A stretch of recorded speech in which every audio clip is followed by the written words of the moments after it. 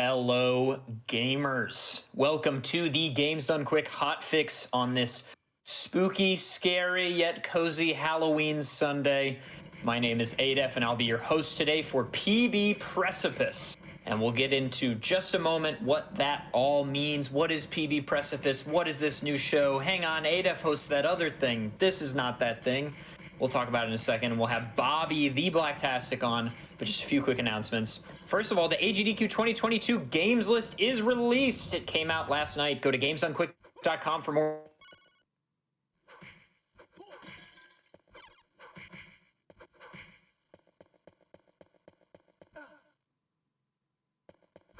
Alone with co-op runs of Lovers, Dangerous Space, and Goof Troop. If you haven't seen Goof Troop co-op, that run is so good. And to end off the day, we have our yearly Halloween Spooktacular hosted by Ecdysis. I've known this person for like several. Ecdysis. I've known this person for months now, and I still don't know how to say it. And we'll show off a wide variety of spooky and horror games, and it wouldn't be an ADF intro if I didn't already screw up one of the announcements. But welcome, gamers. Hello. And the Blacktastic Bobby, how are you? I am doing all right. I'm doing very splendidly on this very Halloween. Yeah, I'm really great. I'm really glad to be here. Really great. I'm feeling really good about showing off actually a game that was released alongside the games list of AGDQ 2022.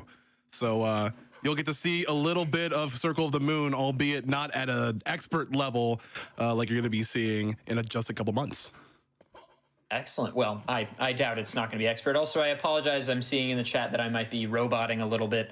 My internet service provider has decided that internet's not a thing anymore, but we're going to power through today. But gamers, I feel like I should explain what PB Precipice is. PB stands for personal best. And the show PB Precipice is designed to show you what speedrunning really looks like. The real side of speedrunning, which is resets, attempts, sad moments, and occasional no resets. So we'll be sometimes, and we'll get into sort of what that all means. But Bobby is going to do true personal best attempts of this game today. So that means that he will be going for the hardest strats, going for, safe things in different moments, et cetera, et cetera. We'll get into all that. Bobby, tell me a little bit about why you chose this game. I chose this game because, well, I'm actually pretty new to learning it myself. I actually just picked it up a couple months ago. As y'all know, the Castlevania Advanced Collection just released on, major contemporary consoles. So you can actually play these GBA classics right on your Xbox or your PlayStation or your PC. We're actually going to be playing on PC. Just because, I feel like you can use any controller for it, but, any platform is acceptable. Circle of the Moon is actually one of my favorite GBA games, one of the first GBA Vanias that I've actually gone through. Love the music, love the kind of like switched up style on a Metroidvania. And when it comes to, the map layout and progression, like there's just a lot to love about this game. It's a lot of charm too. Excellent. Well, Bobby, I think we should tarry no further, as we've got tons of time, tons of resets, and nothing but cozy, spooky times to come. So if you're ready, Bobby, we can throw it over to you. Sure, absolutely. I'm gonna get my splits on ready. I'm actually be using blank splits for this, because apparently I hadn't saved my splits from a couple months ago. And another thing to note is that as we switch to the game layout, typically on a GDQ stream, the estimate would be, like a sort of broad decision based on, okay, if things don't go great and we have setup time, et cetera, it might be 45 minutes. It might be an hour. But for this show, since the goal is for Bobby to try personal best attempts, the estimate is Bobby's PB, 34 flat. It just happens to be a nice round number. So we are going to hope to see a number below 34 flat. Yeah. Oh, also the category that we're going to be playing through right now is actually all bosses and not any percent. A little bit of a misunderstanding there, but there's still a whole bunch, because like you can complete this any percent in like 5 minutes. Like there's no way. Of course I'm gonna beat a 34-minute estimate for any percent, but we're actually gonna be. Well, let me fix that real quick. The amount. Thank you, Tech. The amount of communication that I actually, this is a great start. This is great. This is a great start for us. But yeah, this is going to be all bosses. We're actually going to be playing Vampire Killer again, the very same gaming category that you're going to be seeing in a couple months at AGDQ 2022. So you can pretty much just do anything here. But I will start on. Is production ready for on timer? I think we're all good. Cool. 5, 4, 3, 2, 1, go. Good luck, have fun, Bobby. Thank you. This game is so much fun. I see a lot of people in the chat excited for Circle of the Moon, and so am I. So this game came out a long time ago. In 2001, again, one of the first GBA Vanias that were to grace that very platform. We're playing on the Japanese version right now because the text scrolls, very few viewer text boxes in here, and a lot less to scroll on through. I'm not going to be talking much about the story. I really want y'all to experience this for yourselves. Again, Castlevania Advanced Collection is out on all platforms and all that. Oh, did you know that you could slide in this game? One of the very first Castlevanias where you actually get a bona fide slide. Use it in some instances, so I'll have to show that off a little bit here. But let's go on with the game. Again, we're gonna be doing all bosses, so we're gonna be skipping and zipping through the whole castle to defeat 9 big baddies. We picked up a card right there, which is actually kind of like the meat and potatoes of Circle of the Moon. They call it the dual setup system, and we actually need 2 cards for the dual setup system to work. And awesome. The first batch, Mars and Mercury, I want to say. I'll look at my notes a little bit later. They actually have an increased chance of dropping as opposed to all the other cards that you could possibly get in this game. But, they're just a little help you out a little bit there. And you get to see a little bit of a first trick that a little bit of a glitch as we pick up our dash. But that's what's known as the DSS glitch. And it's like, well, Bobby, what did you do there? You only had 2 cards. Why would you be able to activate effects of other cards? Well, I mean, that's what the DSS glitch does. As soon as you activate your DSS activation, like the little animation where he just goes, right? You can actually swap and toggle and highlight any other 2 combinations of cards in the DSS system. If you return to gameplay and you complete that animation, then you get the powers that you grabbed for your little DSS glitch, which is really great. Okay. Hello. Hello. Please don't. Please, not on this spooky Sunday. All right. Anything but this spooky Sunday. No, not at all. Not at all. But yeah, that's also a really cool thing about Vampire Killer. If you were to play in Magician, you would have access to all the cards to begin with, so you wouldn't be able to necessarily DSS glitch. But you still have access to hundreds of things. Like turning into a skeleton. And this is okay, cool. This is where the lottery comes on in, because you have, as a skeleton, a 1 in 8 chance of throwing that big bone, dealing a whole bunch of damage. Yeah, it looked like the normal bones weren't even reaching him, and then the big bone did 3,000 damage. Mm-hmm. Yeah, you want that big bone to go out. You want to chuck that big bone. You do not want to get hit in that instance whatsoever. When you are transformed as a skeleton, anything will one-shot you.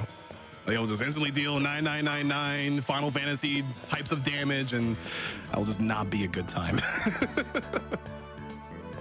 That's a little too spooky for me on this spooky Sunday, to be honest with you. Oh, it gets spookier.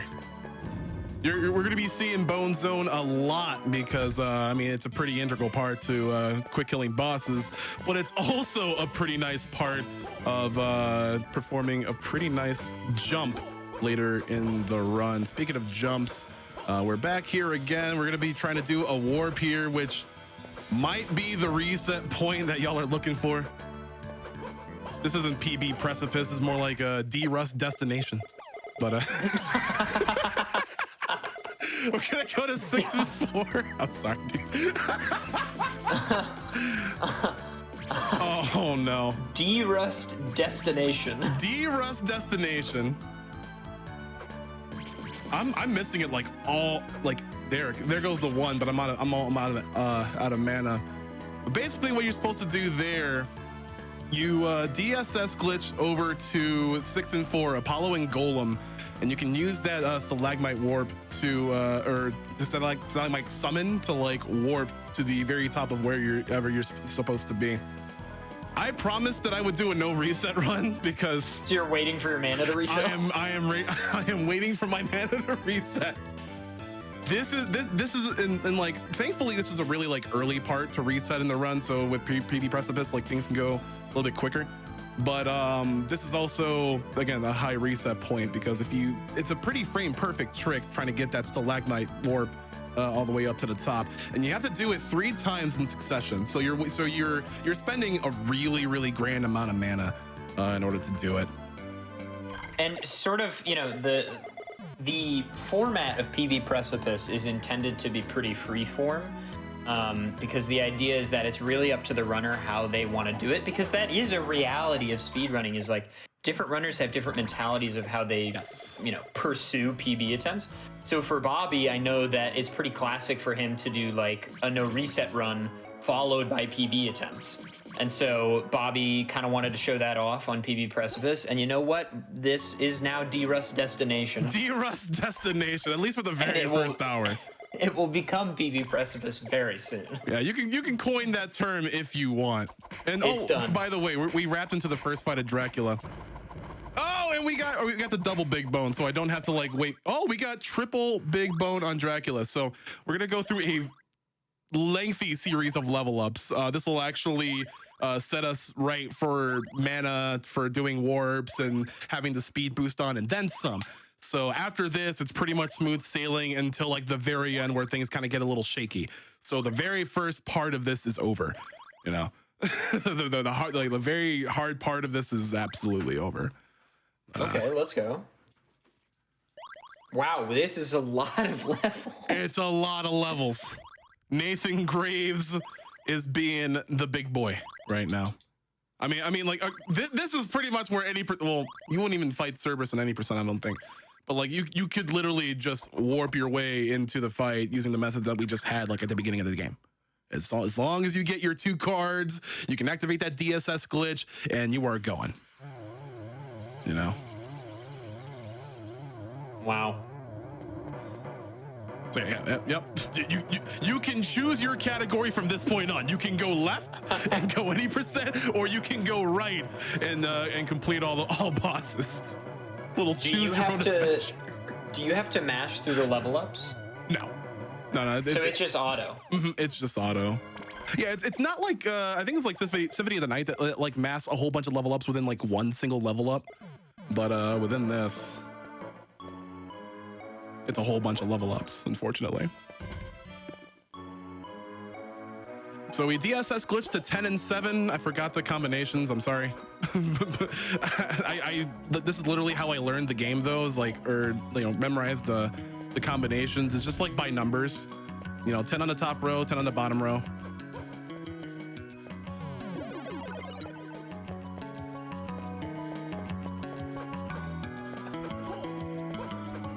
So again, 9 bosses in the game.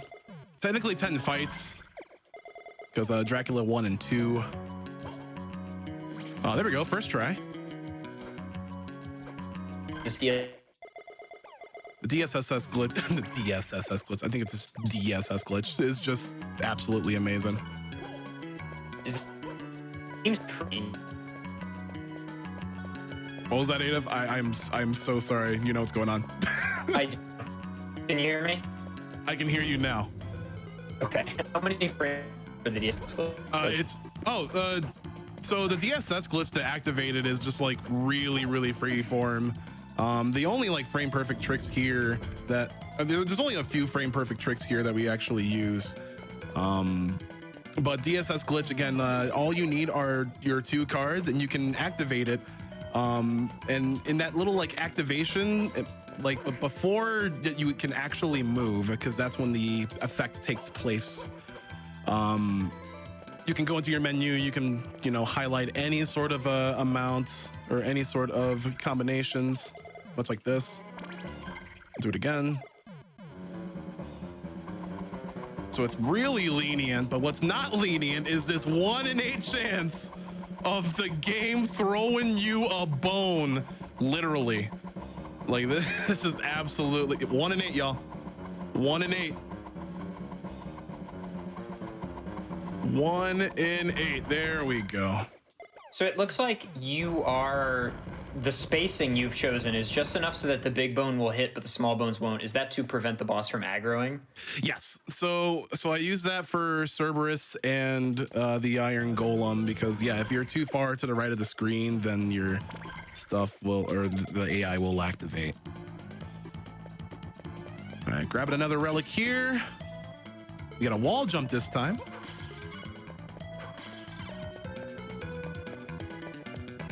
Yeah, we're playing all bosses, so we're just gonna be, you know, zipping through all the castle, and like y'all can honestly have the liberty of enjoying this this music. This music is amazing.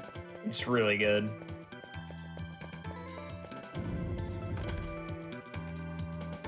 People don't believe the 1 in 8 chance. Look, 1 in 8 is still brutal. All right, like you roll a D8.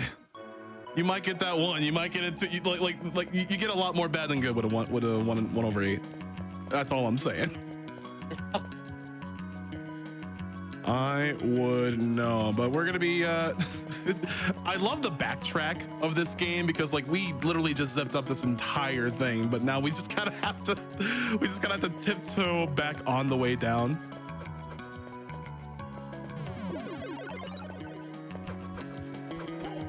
But again, the glitches, the tricks, and the zips do not stop there. Also need to keep count of my hearts because I picked up the stopwatch for a very, very good reason. Again, I just started playing this game. I'm not really that good at it yet. However, I do know that there's a lot to go on in the observation tower, which is like the latter part of the game.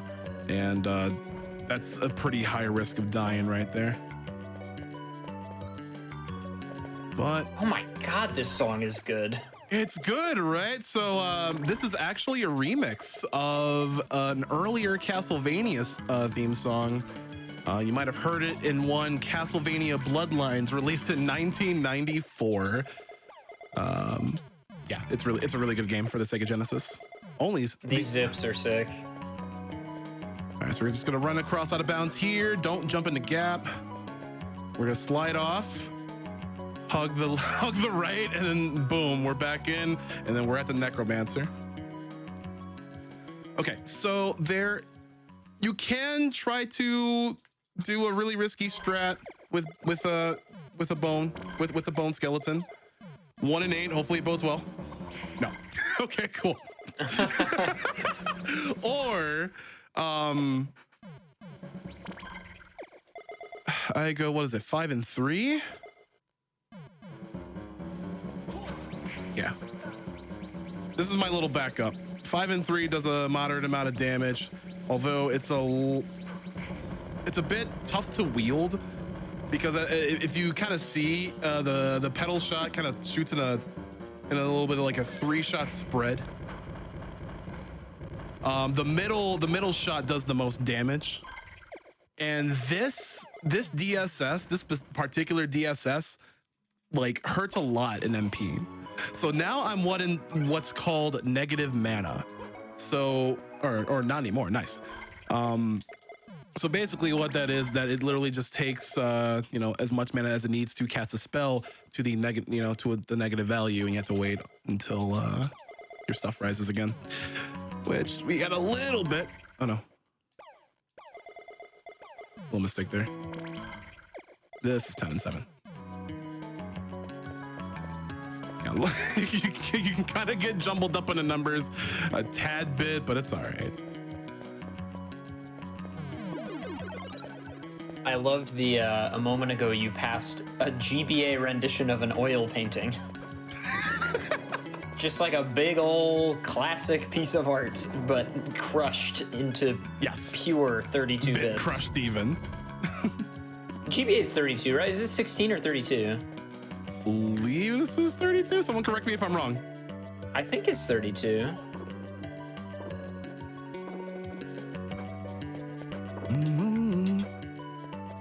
And you get to hear other cool remixes of earlier Castlevania songs a little bit later.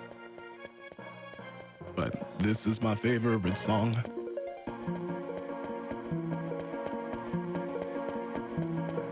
You're just running through everybody. That's so dumb. Again, you level up so much at the beginning of the game that like you can just do this. Gotta make sure the hands don't. Yep.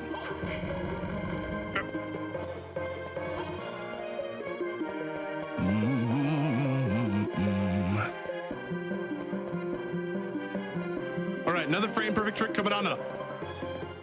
And guess what this involves? You guessed it. Bone. Yes. I guessed. That's right. Bone. Oh no, I was a little bit too far to the left. It's another frame perfect trick. Is it also 1 and 8? No. This is dependent on like you have to attack as soon as you land, so you get that little slide.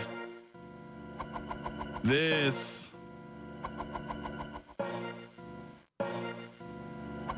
Oh, and I got it the first time, but I was a little bit too far to the left. Big bone. Big bone. Ah! Brain perfect, y'all.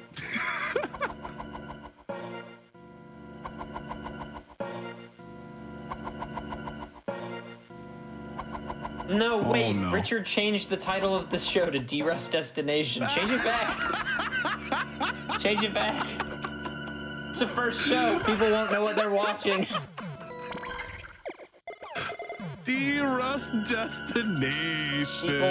People will be confused. Change it back. You gotta change the whole primetime lineup. D-Rust Destination, Preview, Precipice, Mercy Kill. You know, all the Rusty runs. Rusty runs. I'll be there to host that one. No. I'm sorry, Ada. How long was it on D-Rust? It could have been like 20 minutes. I had no idea. Damn it. Think of all the impressions. Think of all the people that came in like, what's D-Rust Destination? That sounds lame. Yeah, the logo's at the top left. All right. We gotta do another one. Hold on. 9 and 5, right? Yeah. 9 and 5. We're gonna summon the cockatrice and change the cockatrice's attack to holy, because that's how the DSS glitch works. Don't quote me on that. I won't. So I mean, yeah, basically, so whenever you go to 9 and any other combination on the bottom row, you get to actually summon that attribute card. So we summoned the cockatrice and we changed the element over to holy because it just does a bit more damage that way, right? These are all evil creatures of the night, so yeah. All right, just grab the rock wing, and if you thought that this was like really fast movement, we now have a super jump. like that's just what this game has become now. I'm actually gonna go ahead and refill a little bit. There we go. Yeah, you don't level up as much because you already leveled up so like a ton off of Dracula 1. That was only the first form of Dracula. We just farmed XP off of. It's a true combo. All right, on the Chapel Tower, we're gonna do another warp, another stalagmite warp. So that again, that is at 6 and 4. Oh. Oh. Here we go. I might have gotten the lower one though. Yeah, I definitely got the lower one. So there are two different ways that you can zip through this like long corridor.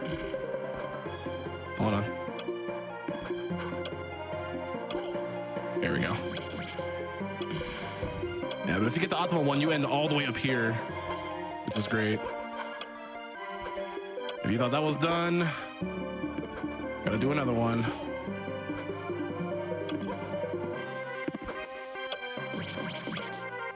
There we go. 10 and 7.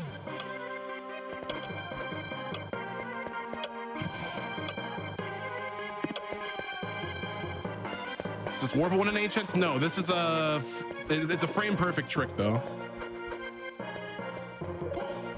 Or close to, yeah. Through that long corridor that we just went through, you can get a suboptimal and then an optimal setup. But it's a pretty precise trick. This run is very sick. I love this run. I was watching good old Jupiter Climb do it. It's like, this is incredibly sick. 9 and 5, yeah.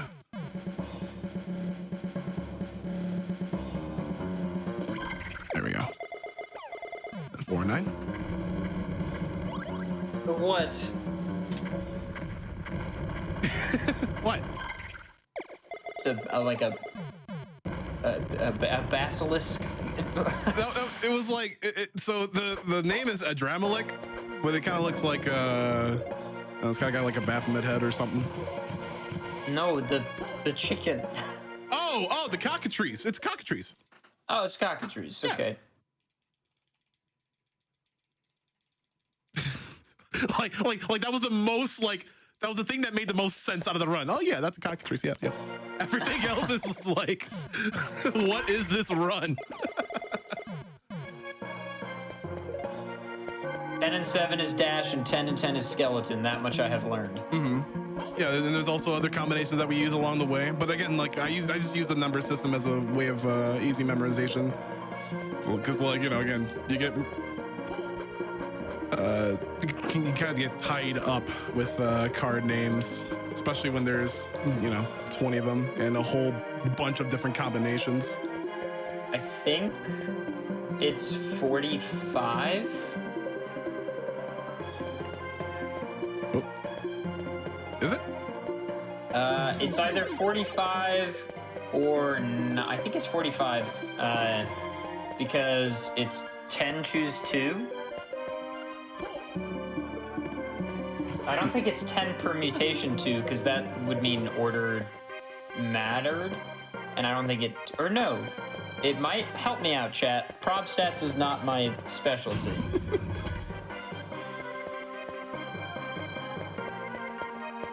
You got 10 cards on the top and 10 cards on the bottom, and the order matters. So it's 45, right?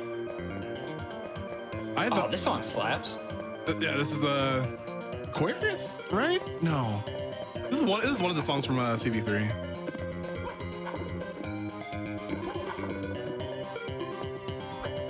I'm a really big fan of that animation where he bonks the ceiling and turns around. Nathan Graves, again, not a Belmont, absolutely not a Belmont, is just tearing through this castle.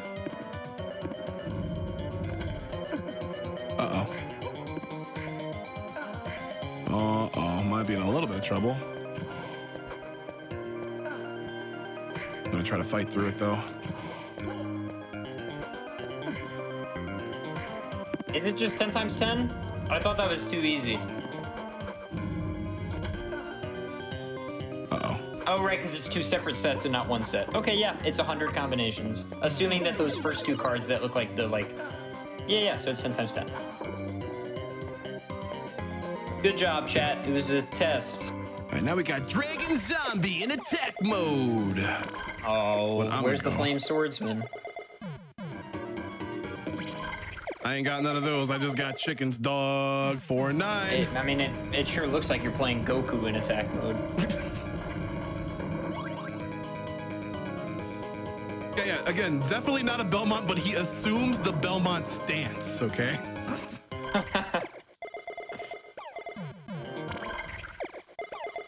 Yeah, if it were 1 set, it would be permutations.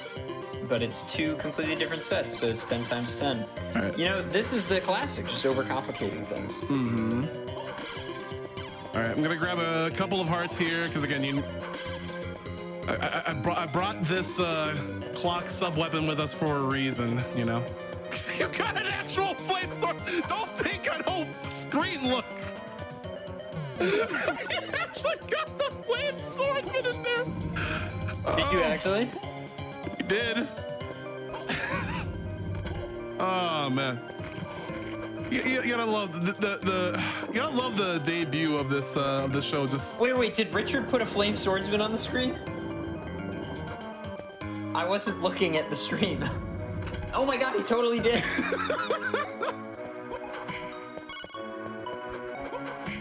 What do you fuse for flame swordsman? I don't know anything about flame sword. I know you get the flame whip with the original combination with one and one. Oh, I'm not talking about the cards in this game, Bobby. I'm talking about how do you summon flame swordsman in Duel Monsters. Yeah, I know Polymerization, but what are the 2 cards? Oh. How do I not remember? I thought it was a tribute summon. I didn't remember that it was it was a fusion summon. There's that oil painting. It was a Masaki the legendary swordsman or something like that, and then something else. I don't know, man. Witch? Is it one of the witch cards? No. It was hold on, I gotta do a frame perfect trick. And also here comes the observation tower.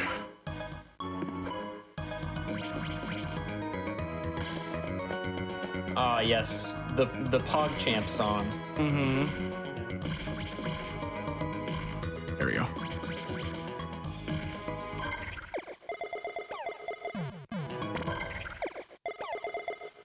Ten and 7. A little bit of out of bounds here. Yada yada yada. Make sure to hug the wall, because if you go a little bit too far to the right, you just go out of bounds. Flame Swordsman is Flame Manipulator and Masaki the legendary swordsman. There we go, Flame Manipulator! And Masaki the legendary Hey, yo! God, polymerization! Oh. Time Wizard! What's up, chat? You try to throw down in some duel monsters? I'm gonna throw down a face down. Oh, that was the coined phrase back then. Throw down a face down. We were in like 5th, 6th grade. We heard that. We were like, oh damn, this guy means business. ooh. Uh-oh. Okay. So. Uh-oh. Okay. When I played competitive Yu-Gi-Oh for a spell when I was a teenager, because of course I did. And I once played against this guy who was playing basically like a copy of Jaden Yuki's deck. No! Damn, Bobby! No! No reset. More like gotta reset. Got him. Gotta reset. That's fine though. The thing is, personal best Precipice, so you can do whatever you want. I can. But hopefully we end up with a personal best on the Precipice. Yes, and not a D-rest on this destination. really taking a lot out of this thing. All right. Now I played competitive Yu-Gi-Oh until about like 2012 or so. You gotta give a countdown, Bobby. You gotta give a countdown for technology. I got in the PB mindset, all right? I know. Do I have to reset or can you adjust? Okay, all right, cool. So Bobby, I just to finish this story very quickly, I'm dueling this guy. He's got like a carbon copy of Jaden Yuki's deck, but with like twice as many cards. It's literally like a 60 card deck. And this man said everything Jaden Yuki said whenever he did stuff.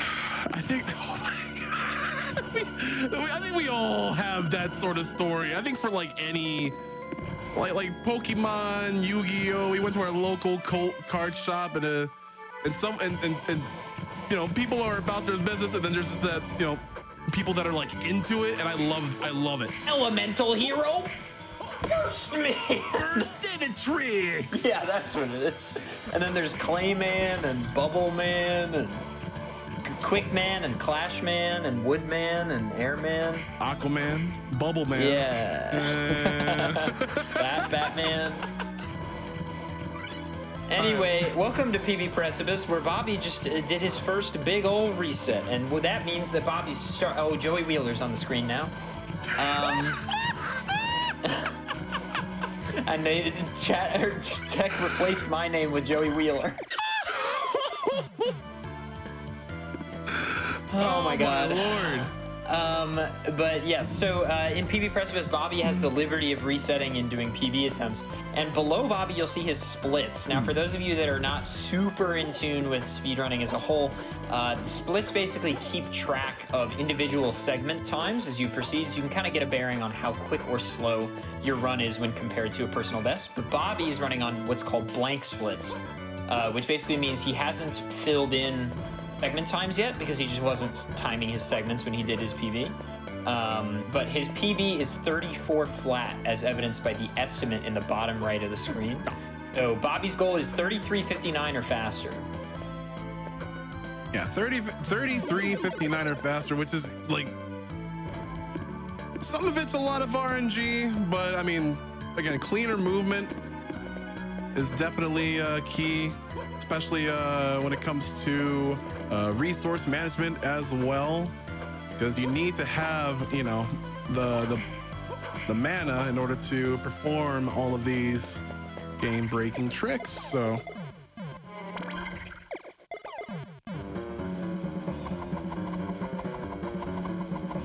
again, we're here so that we don't activate the Cerberus AI. Are we? Are you kidding me? Really? Really? Really? Big bone in 3, 2. Oh, my man's resetting. This game can be cruel. This game is 1 in 8 chance, y'all. 1 in 8 chance. Give a countdown this time. 5, 4, 3, 2, 1, go. Good man.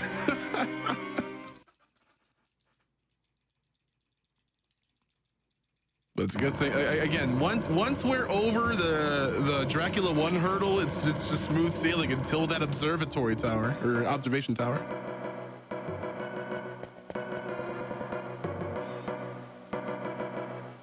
Sometimes game don't throw you no bone. That's what they say. I really like how there is a pretty nice RNG aspect in a kind of modern-esque run. Like, I don't think people want to call GBA games retro quite yet. We're not ready to have that conversation. But you know, it's definitely a modern game for its time that still relies on, like, you know, percentage-based and difficult platforming and difficult bosses to overcome.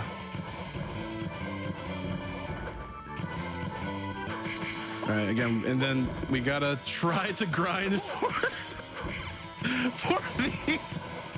these cards.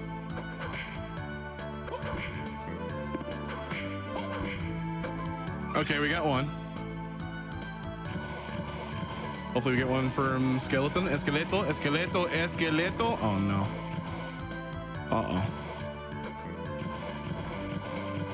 Uh-oh. Like an increased chance on getting the first 2 cards, but you can still be faced with a dead draw.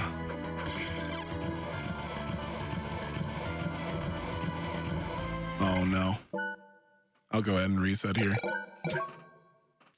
You gotta get those 2 cards in order to get anything going with anything DSS-y. It's called the dual setup system for a reason and not single card system. All right, 3, 2, 1, go.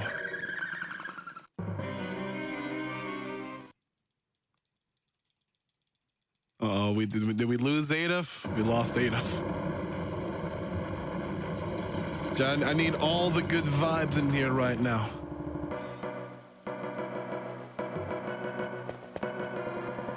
Okay, I'm here. Are you here?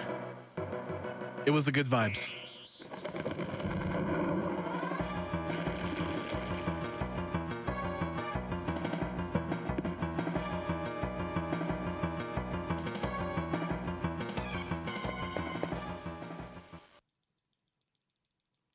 I heard some people in the chat asking about differences between like GBA, like different platforms and the advanced collection. I have heard some ramblings of there being less visible lag in some of the sections, like the was it that underground section where you fight death?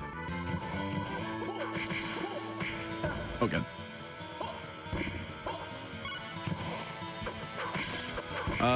Advanced collection also comes with some really nice quality of life things as well. Like if you have tooltips turned on, I think they're turned on by default actually. You can actually decipher what kind of card that will drop from an enemy if you've unlocked it.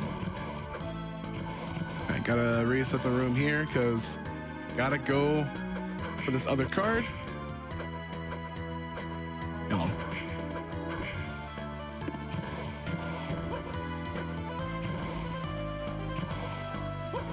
Can you hear me, Bobby?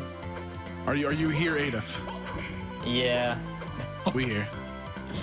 It's pretty intermittent, but I can always hear you if that's any welcome warmth. Hey, no worries, bud. I'm just trying to get some cards set up. You know, if I were to have anyone on my show that could carry the air while I'm gone, it's this man. Oh, of course. Well, I should have dressed up as Hadak for Halloween. That would have been a hoot. Well, if everybody dressed up as their character, do I just dress up as myself? You dress up as Steven. Oh, okay. Yeah.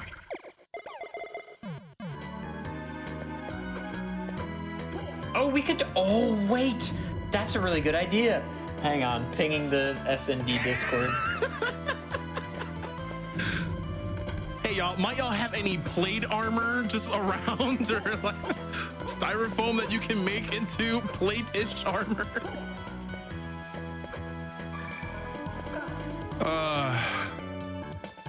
Again, y'all, thank y'all for tuning in on this very episode of PB Precipice.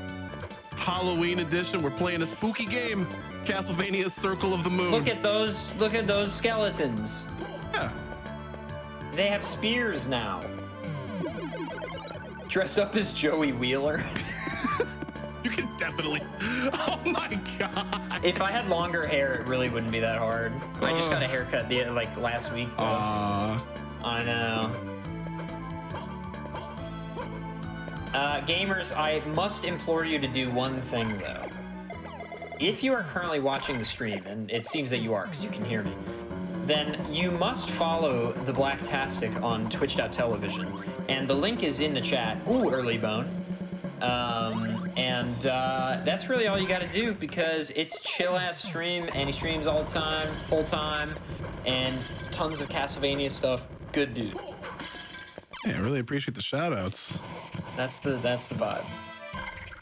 All right, beat Cerberus. Now we can DSS over to 10 and 7 for that speed boost.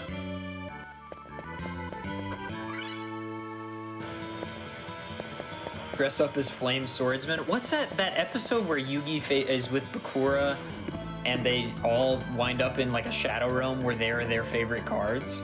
Yep. What does Joey become? Is he Flame Swordsman? He becomes Flame Swordsman. And Tristan is like Cyber Soldier or something? Cyber Soldier number 2? No, Cyber Soldier number 1? Was it? Yeah. I think that's what he is. And then Taya is Magical Faith or whatever it's called. Magician of Faith? Magician of Faith, that's what it is. And of course Yugi is Dark Magician. We're talking about so much Yu-Gi-Oh! I should have put in False Bound Kingdom for PB Precipice. Yeah, you didn't know Bobby ran that. I didn't. That's real D-Rust destination. Uh-oh. All right. Nice, second try.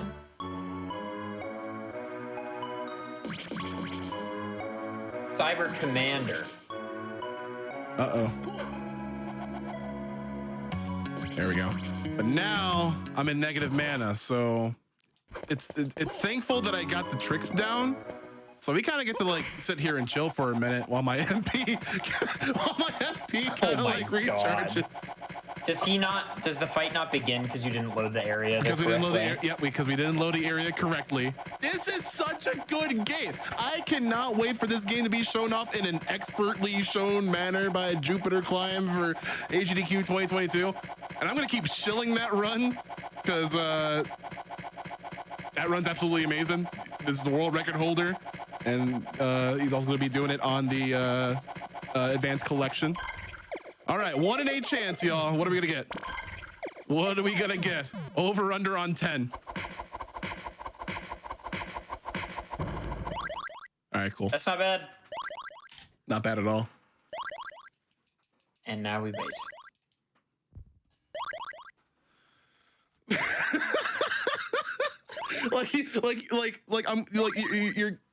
You already know the kind of like a donation time that this category is gonna give. Is he doing all bosses? I believe it's all bosses. Vampire Killer, yeah. Sweet. So you're gonna begin the warps, DSS glitch, the frame perfect, bone floats, and all that, and yeah, this is absolutely a good run. Not to mention like all the other Castlevania games that are on there as well. Like, again, what a another stacked games list, y'all.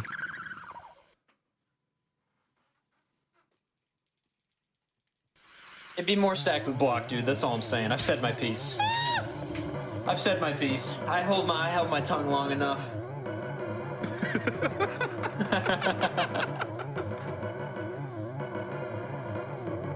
All right, again, choose your adventure. You could go left and complete any percent, or you could go right and play the darn game. We're gonna play the darn game. Good man. And again, we just farmed so much experience, so many level ups off of Dracula that we're just kind of good for the next couple bosses and there on. Yeah. The only other tricks to get now, again, besides a couple stalagmite warps, the good old bone jump. Is Soten on the advanced collection? Yo, didn't come on the advance. It was too. Oh, I thought advanced collection was just like a bunch of Castlevania games for the Game Boy and Advance. It was called it. Oh, okay, gotcha. Never mind. What's the like optimal way to play Soten these days? You can either dig out. So like, if you don't want to deal with, if you want to do it for speedrunning, then Xbox, like any Xbox, like 360, Xbox One, Xbox Series will do the trick. If you want like the whole cutscenes and like all that stuff, there's still PSX, and that's also a really good way to generate a randomizer seed as well. There's also, I guess you could do Dracula X Chronicles, but that's it's widely regarded to be a pretty inferior version of Symphony of the Night, because it was kind of like tailored for the PlayStation Portable with a whole bunch of other changes and all that stuff. But it's still a way to experience Soten. But other than that, I have a 360. And you're ready to play Soten. I feel like. But do I have to have like Xbox Live? No, just buy the game. What? Just buy the game. Well, I don't know. Can you still go online on a 360? Yeah. Really? Yes. Wow. Can I go play Halo? Yes. Oh my God! I can't wait to go play MLG against the other 3 people that are. Better get Lasso on the line. Hey. All right, before I forget, I need to pick up the stopwatch, or else I'll be Bad News Bears later on. But yeah, like as a matter of fact, Castlevania Symphony of the Night was my very first Xbox Live Arcade game that I purchased. It was honestly the best $10 that I ever spent.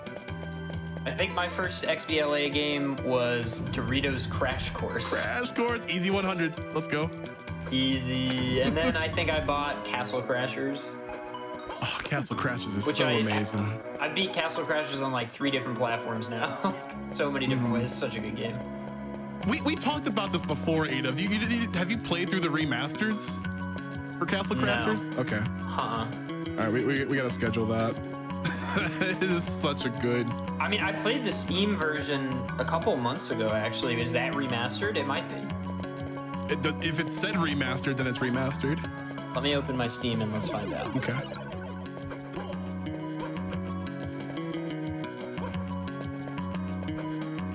We talk about so much stuff other than Castlevania. It's so great. But I'm still gonna talk about this run a little bit. It appears to just be Castle Crashers. Okay, all right. We gotta get you remastered. It's a good one. Yeah, for those that still have their Xbox 360, that is a really good way to get into speedrunning. Soten again, it omits some of the like FMV scenes and like all that stuff, but I mean, you don't need those to go fast,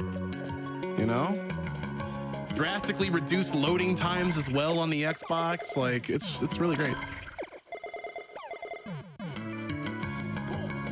Oh, first try. Nice. Oopsies.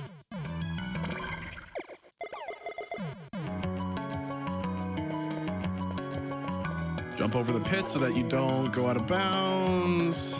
Slide, hug the right, and now you're at Necromancer. Yeah, M2 had a hand in porting these to the contemporary consoles.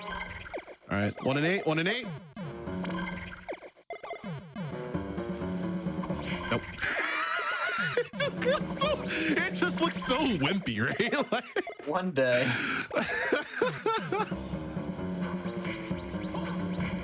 All right, there we go.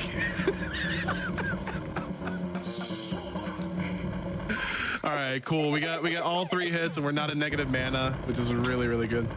So, like in an ideal scenario, you save like what, 5 or 10 seconds with the skeleton there? Mm-hmm. Yeah, because you don't have to switch to any other things. Xbox 360 Online goes offline in December. Oh my god, I gotta get on this. Really? Really? Ooh. I think the best XBLA purchase I ever made was the Banjo-Kazooie Remaster. Mm-hmm. It's such a good remaster. It's so good. Wait, is that straight remastered? Like upscaled and all that? Yeah. HD texture packs, they changed. If you die in a level, you keep your note count. That's the biggest change they made. What? Yeah, it's super good. It's like a different, I mean, it's the same game, but it's like a different game. In my opinion, it's the definitive way to experience Banjo. Oh, I would say, yeah. It's certainly the least frustrating way to experience Banjo. I don't know how you're supposed to play that on a 64 controller, honestly. If you get 99 notes in like Clanker's Cavern and then you drown, you keep 99 notes in the 360 version, so. Ooh, dodging. How are we feeling about this run, Bobby? Well, ask me after we do the bone flute. We gotta do the bone flute. Last attempts we were here quite a bit. quite a bit. Big bone. Big bone. Uh-oh. Hey! Hey! It just looks so silly, right? He's so floaty. He should be in Smash Brothers, right? Like. Hey! And where's my Nathan Graves skin? This man's joking about tier list? Oh, let's not talk about the recent DLC. We're just talking about anything but Castlevania, and I loved it. We got nothing but time. I love it. Like this, it feels like for people who might want to, be on PB Precipice, like it just feels like a regular stream to me. Like Ooh, actually, I think that's the most glowing endorsement you can give. That little Tastic seal of approval right there, right? All right, 9 to 5. Switch to 4 to 9 for that holy ability. There we go. Nice.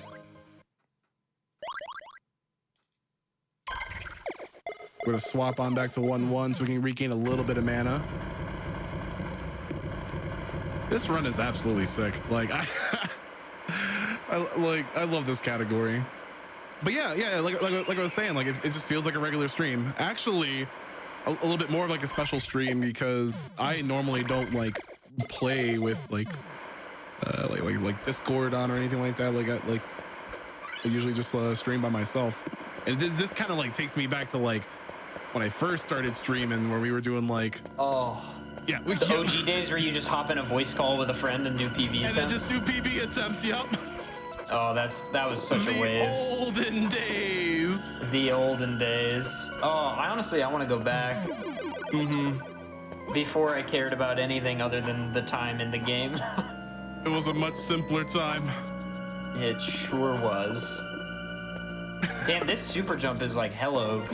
I love the super jump. Like you get so much movement in this game. It doesn't cost mana to do. No, it's a relic. So much like your double jump, much like your run. Yeah, you're here. Good luck with trick. Thank you. Uh-oh.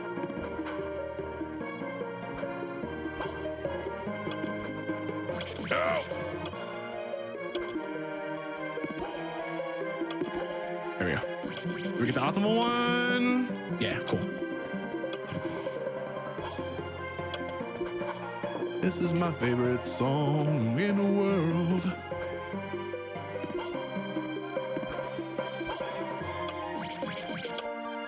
That was a little bit slop, but we'll take it. 10 and 7 for that super speed.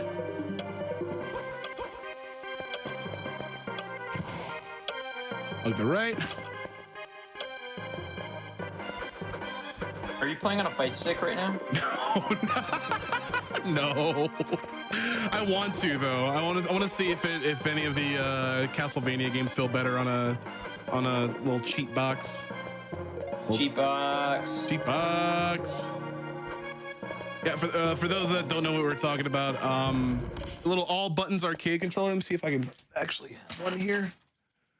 Something like this. And it's an all buttons controller, and it's really easy on the hands, on the wrists as well. See, 9 and 5. There we go. 4 to 9.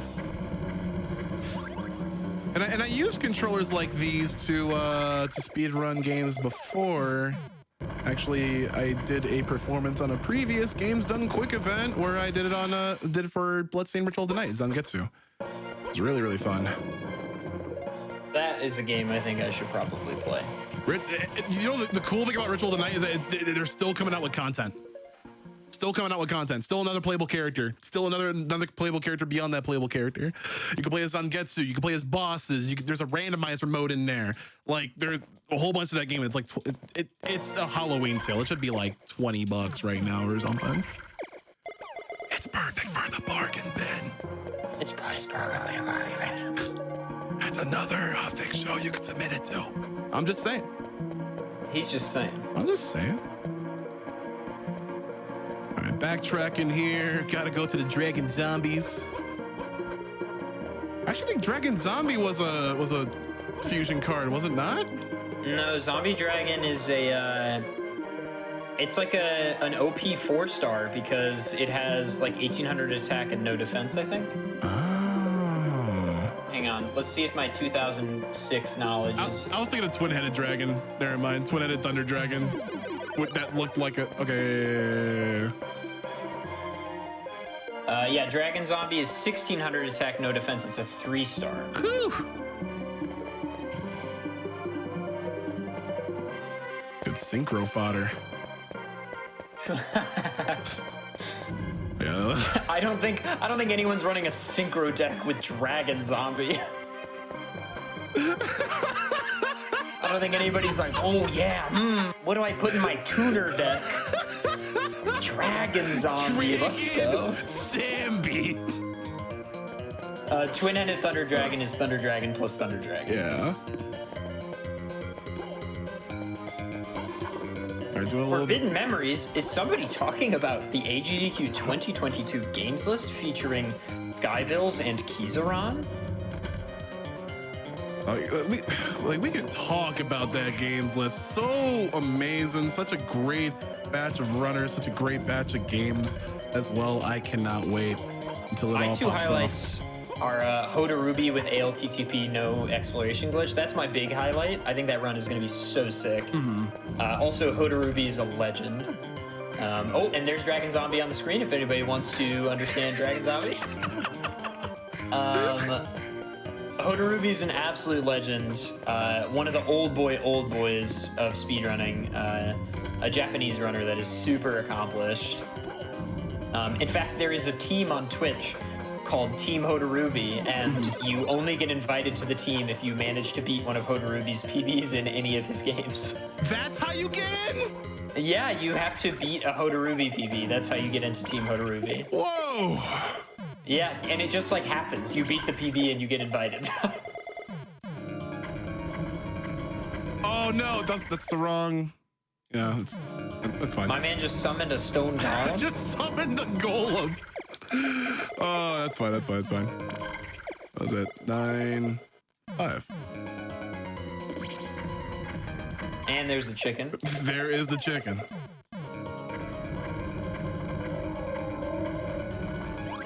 There we go. Nice. I was getting afraid there. I saw the golem. I saw the golem though. I'm sorry to cut you off, but No, it was so you're good. funny how the golem came up. He was like, "What's up?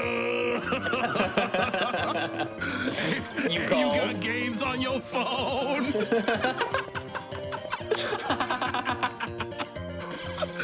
Hey, you got games on your...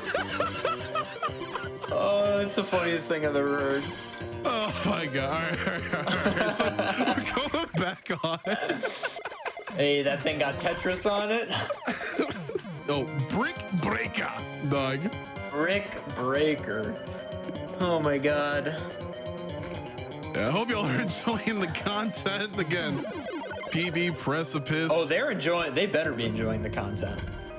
Oh. And you know what else they're gonna enjoy?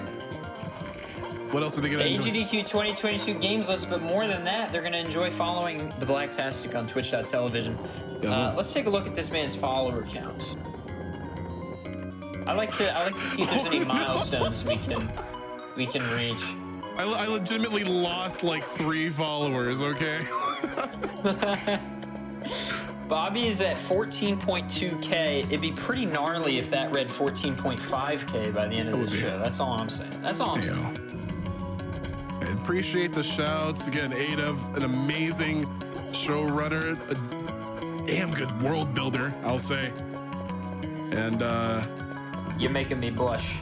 You're making me blush. It's really great that you got this show. You know? You're making me blush over here.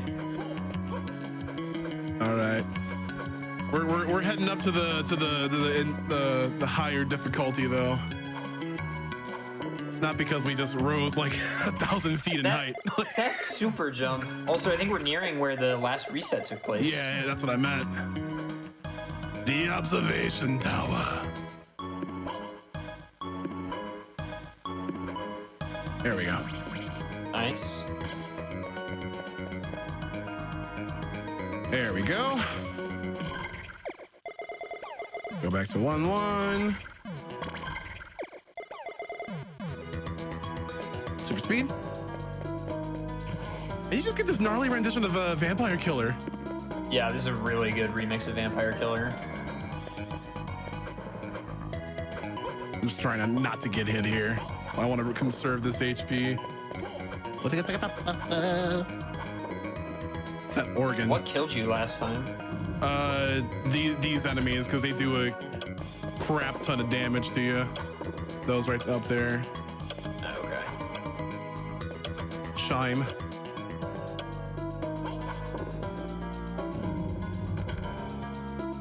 slide.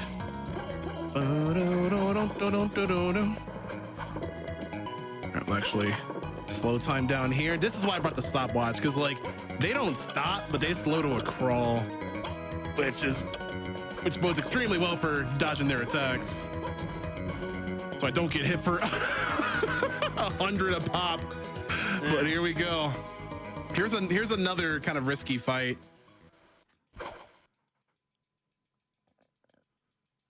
Because guess how we gotta do this? Is it bone? Oh, it's bone. Big bone. Oh!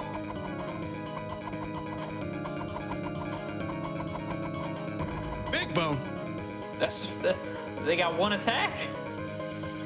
No, but they if you let them go like too far, they'll start spewing some stuff like holy waters and like all that stuff, like a bunch of nasty things. And I die in one hit. So there we go. Hey, very nice. That was stressful. Absolutely. Imagine you are you're in the I don't know the story, but imagine you are in a throne room and you're this badass. I mean, you wearing this long cloak, you got long purple hair, you are the best swordsman in your family. Man walks up to you, turns into a little skeleton, and that just is like, meh. And it's just like throwing big bones at you and jumping around the room. Yeah. ¿Qué problema?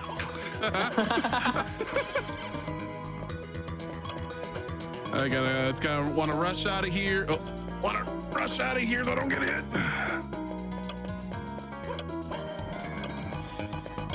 There we go. Take our first teleporter. We got 2 more bosses and then we're done. So hopefully we can beat, we can exact our vengeance on the failed run. First off, we have to make sure that I'm topped up on all the HP. Were those Fleemen? Yep. And they look a little bit different. This is also why I like Circle of the Moon, Circle of the Moon, I almost said Curse.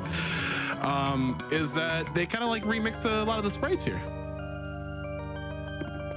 The skeletons still look derpy as heck, though. Oh, they're skeletons. I love them. And you're definitely not going to say it to the guy throwing a big bone in your face for 1,000 damage. You know? No, you are not. You are not. Beware.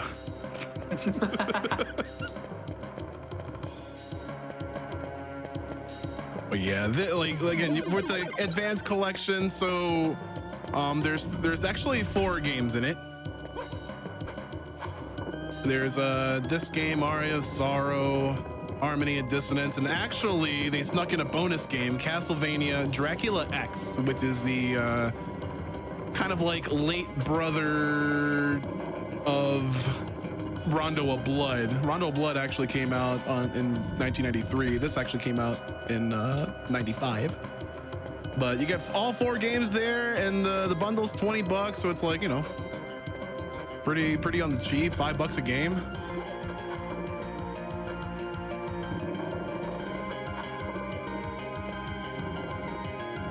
And yeah, we gotta go through a little bit of platforming here. A little bit of puzzle solving. Yeah, a little unintended, that's never happened before, but. It's the wrong show, Bobby. Wrong show. I just keep getting them mixed up. I'm sorry. I know. D-Rest Destination. That's never happened before. All right, toss the stopwatch here because these harpies can be a bit troublesome.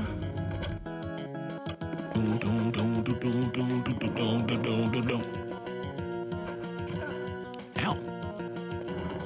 This is actually remixed music from Castlevania 4, another good game. I don't think I have to do much to convince people that early Castlevania games were just really, really solid classics. Slappers. Oh, you got the health back. I was getting nervous. Yeah, sometimes you can get nicked here for a bit much.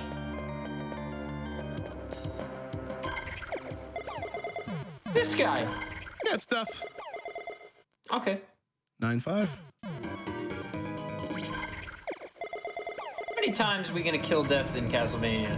No, it was the Necromancer last time. Now it's death. I know, but I feel like you kill death in every Castlevania game, and aren't the games supposed to be like canon to each other? Well, you know, death is Dracula's right-hand man. I mean, like, gotta have, you know, resurrections of your loyal subordinates, you know? I guess that's fair. I also reiterate, I know nothing about the story. Other than one thing I do know is that I know what a man is. A miserable little pile of, well, Yeah. no. All right, well, one more boss. One more boss. Please tell me you use skeleton on Dracula. Oh, you gotta. There's no other way to live, Adolf. All right? That's good to hear.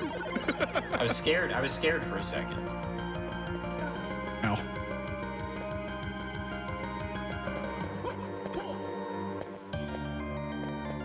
Tree folk.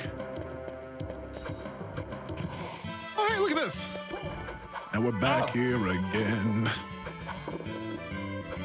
Kind of classic Castlevania that the final boss is somehow through the first area. Mm-hmm.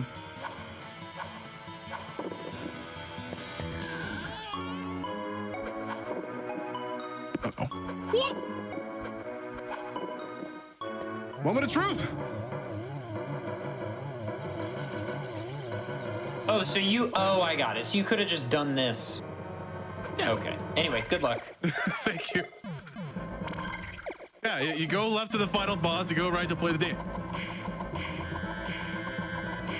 All right, so he's got 3 different attack patterns for phase 1. This is actually a really good one, favorable one, especially since we got double bone. You might get something different here. Oh, you want to throw out a 3rd bone? Okay, no. So this little spell is our invincibility, our invulnerability. And we want to get in as much as we can. Oh. That's tragic. Mm-hmm.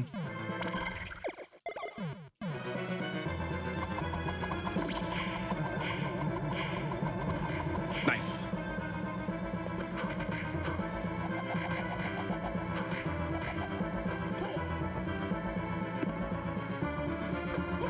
I still need one, and there's another phase 2, and then we'll be done. And hopefully the next time will be even faster than this.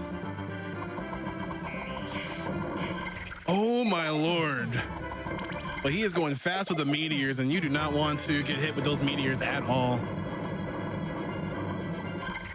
But you do want to sneak in at least 1 or 2 good attempts at Big Bone. Nope. Nope. Okay. Well, there's that.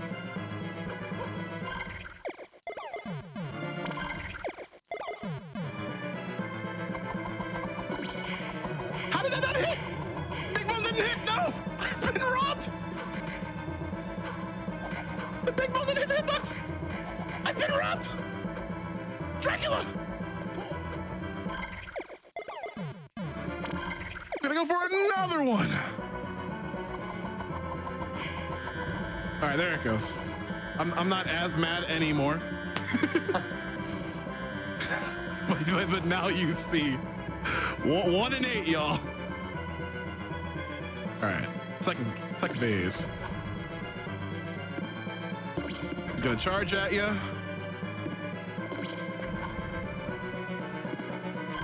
Turn into bats that actually one-shot you. So we're gonna go to 9 and 8. I'm gonna try to hit this thing for a lot.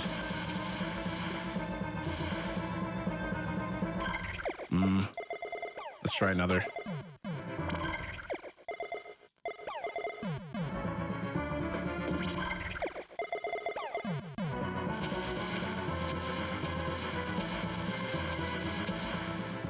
Time. Nice. What was your final time, Bobby? 35:19. Plenty of time to shave. Plenty. And gamers, this is just the first part. You know, Bobby's got a run in the bag now. Now we're feeling a little bit comfier. It's time to get hitting those PB attempts hard. But gamers, we're going to take a quick break here. So get up, stretch your legs, get a glass of water, and we will be right back after this. Do not go anywhere. We'll have more PB Precipice, more Bobby, and more Castlevania in just a couple of moments. Stick around. Hello, everybody, and welcome back to the Games Done Quick Hotfix. This is our brand new show, PB Precipice, in our debut spooky Halloween episode with the Blacktastic. A few quick announcements. The Frost Fatales game and volunteer submissions will be open from November 2nd to the 14th. Go to gamesdonequick.com for more information. And if you miss out on any GDQ Hotfix shows, check out our archive of past runs and shows at youtube.com/gamesdonequick. If you're on YouTube, check us out on Twitch.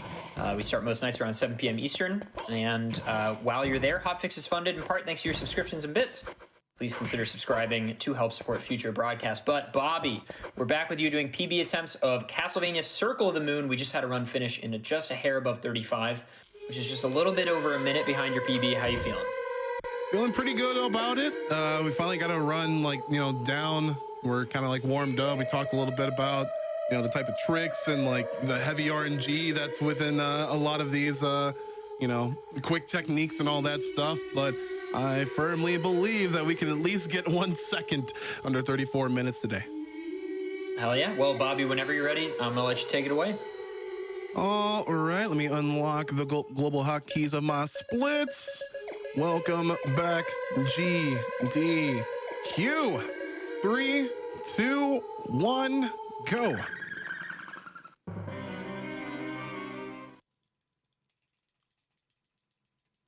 Again, for those that are just inquiring, we're playing on the Castlevania Advanced Collection. You can actually play up to 3 specific regions for any of the 4 software titles.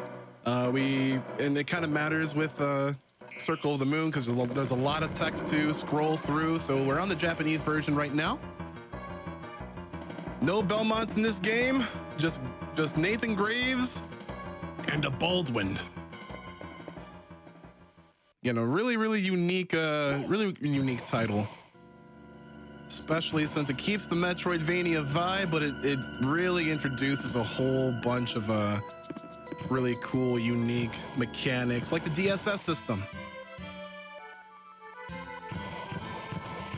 So in order to take it, go ahead. Oh, Adolf, are you here? Okay. So we got one of the 2 cards. We just need a drop from any of these bomb skeletons, but it's looking really unlikely. Hold on, we'll see. There we go. We're able to continue on with the game now. So we just picked up Mercury and Salamander, and we only need those 2 cards in order to make magic happen with all of the cards and their special effects here. And you'll get to see that right now. As we go to 10 and 7, which is Pluto. Oh, yeah, which is Pluto and Griffin, and that enables us to really pick up the pace here. So we picked up a dash relic, and with that dash relic, the dash relic allows us to dash, duh. But coupled with the speed boost of Pluto and Griffin, there's a lot of ground that we can cover in such a short amount of time.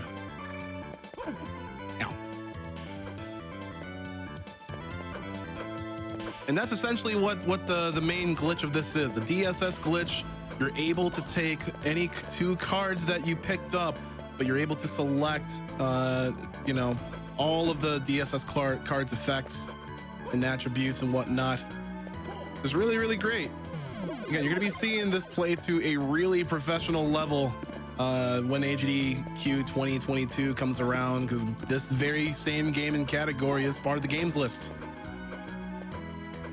So if you think this is fast now, world record's 26.5 or something like that. It's pretty fast. All right, transform into the skeleton. 1 in 8 chance. Do we get the big bone? It's looking pretty likely.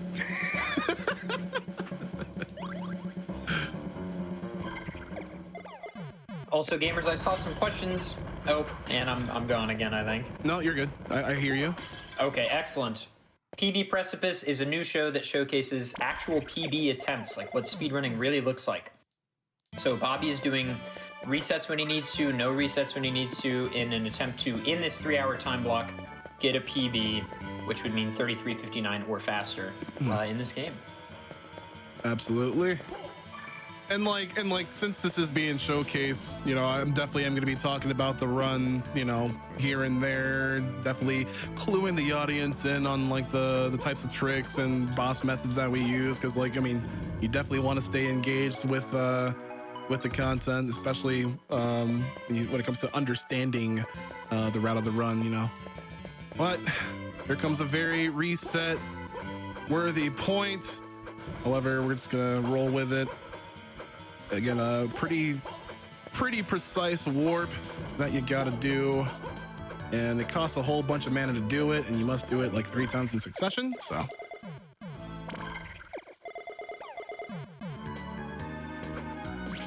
jump too early. Jumped too early. Jump too early. Oh no. Can I at least get one off? I got one off. I got one off. Again, really precise trick. So we'll keep trucking. Yeah, as much. And I guess I'll talk about like the speedrunner like mindset when it comes to grinding out attempts as well, because that's also a pretty integral part to, you know, staying focused, staying on track, especially since we're here for, you know, a pretty lengthy segment as well. You know, usually I would do speedrun attempts for about, you know, 5-6 hours on my stream on end, so gotta keep that focus. But the same part, or rather a big part of that is, you know, not tilting. You know, you got very early reset points. You know, you have RNG kind of against you or with you at any given time. You know, it's very important to keep a strict mindset of not tilting, not being upset at yourself or the game. That's just literally how it is. You do not want to make a video game into a bad time. Yeah, you don't want to make playing a video game into a bad time. You know, like speed running is definitely, you know, more about the journey than the destination. You know, especially when you've practiced for so long, and like you know that it will just pay off in the long run. You just gotta, you know, hold on just a little bit longer. And Circle of the Moon, especially Vampire Killer, when trying to get these drops, is, you know, pretty heavy on that RNG. Yeah, we're actually playing on the collection right now. I heard some messages or some questions in the chat, but like, you know, do these same glitches work in Advanced Collection? Yeah, these are pretty by the book, true to form. One of the best ways to play Circle of the Moon, I'll tell you that. And I had a hand in speedrunning a bit of the other games as well. I had already started speedrunning Dracula X on my Super Nintendo. And there was also, you know, Aria Sorrow was pretty great. I did a Harmony of Dissonance Julius speed run that was really good. I got the sub 1. Really proud about that. Sub 1 minute, by the way, not sub 1 hour. Like Maxim. That's what I meant to say. Maxim in Harmony of Dissonance. Any percent can be as low as like half a minute, but the any percent is quite wild with that game. I think it was really interesting listening to you talk about sort of like grind set. Yeah. To use the Lift Bros term. Yeah, welcome to TED Talk. But I think, you know, there's also an interesting difference between like really long runs and really short runs that is showcased, especially by something that's, you know, a minute. Like, you know, your resets are so much more common the smaller the run gets, or the shorter the run gets, obviously. Absolutely. Also, wow, this bone luck. Mm-hmm. Because, if it's only a minute long, you can, you're like, oh, well, if I reset, I'll just do another run. Yeah, I was thinking about that a little bit actually when I did commentary for a Castlevania tournament, actually, like Castlevania 1 NES, and that game played at like a really elite level. There are really small chances to actually like mess up before you reset. And I'm like, but you can't reset in a one-shot setting, so you got to be consistent. That also grows into grind set though, where it's like you gotta kind of trust in your ability that will eventually develop over time, as you keep playing the game. And you kind of want to trust yourself to be able to complete the game in under a certain amount of time, or at the very least have like a backup strategy if you can, so that the run can keep going. Like I feel like there's just a lot of that especially since it's marathon season, y'all. Games list is out. Like, this is a lot of what the speedrunners that are going to perform are going to be like, where it's like, there are marathon save strats for a reason, Oh, go ahead. Right. I think, an interesting discussion that I have seen come up more recently is like the fact that speedrunning tournaments in the classic format a lot of people feel they don't reflect actual speed. Like, it's two different skill sets. Like, being able to do a no reset efficiently is a completely different skill set than performing well in a PB setting. And so I've seen a lot of people saying, well, for speedrunning tournaments, we should instead open a some kind of window, and if you're just competing to get the lowest time in that window, sort of like the break the record. Yep. And what's the event that ESA does that's so good? What's it called? It's on right now for SM64. What's it called? That's literally what it's called. Oh, that is break the record? Yeah.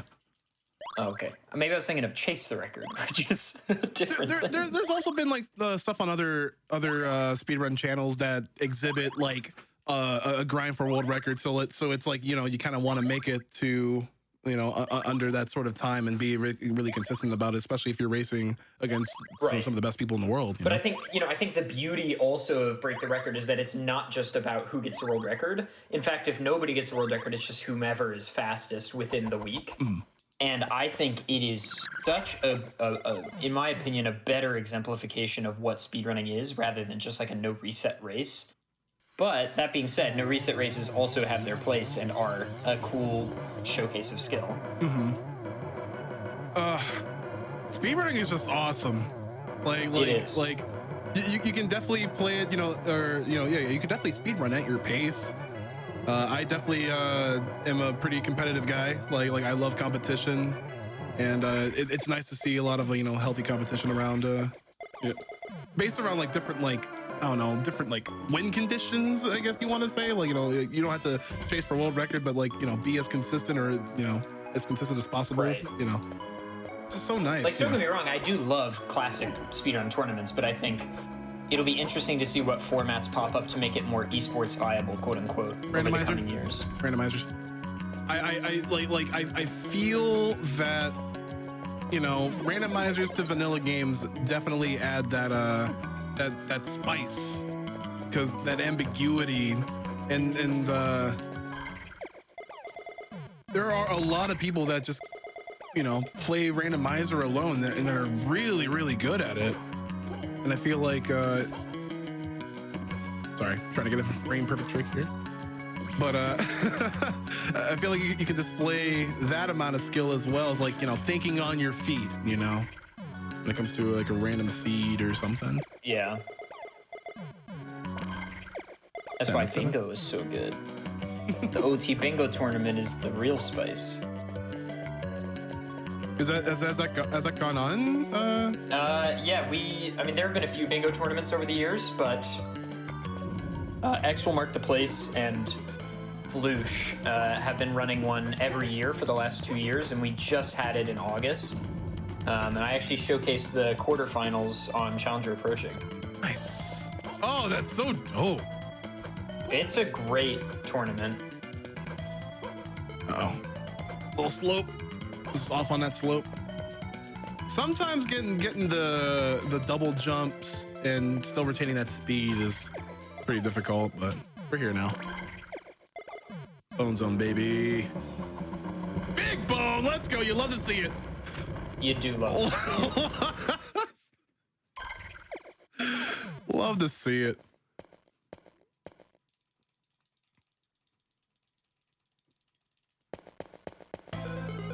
All right, again, gotta remember to pick up the stopwatch. No, 10 and 7. 10 and 7. There we go.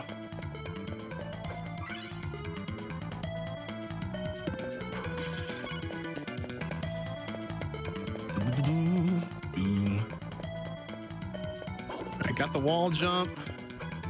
On our way to Necromancer, you'll see a couple more warps, some out of bounds traveling and all that stuff. Y'all, if you're not already following Bobby, what are you doing? What are you doing? Let's get an update on that follower count, huh? Oh no. We're trying to get to 14.5 gamers, and you're gonna make it happen whether you like it or not. I mean, I gotta sell them on what I do. Well, then please plug away. I don't want to plug. Plug. Hi, my name is DBlacktastic. You can always just call me Bobby, though. I play a whole bunch of retro and retro-esque games on my channel in speedrun fashion. A lot fast, and sometimes for charity as well, mainly specializing in Mega Man X, and Castlevania type games. Haven't been doing much of the speedrunning lately because we just hosted a pretty big charity endeavor on my channel called Metal Gear Month. But we will be going back to speed runs. Well, I mean, tomorrow's Monday. Rise and grind, baby. All right, going up to some more stalagmite warps. Like there's actually like two ways that you can kind of set this up for yourself. You can either use like the instant method going on this short platform here, or if you're more comfortable with jumping and setting yourself up for it, you can use that lower platform. 10 and 7.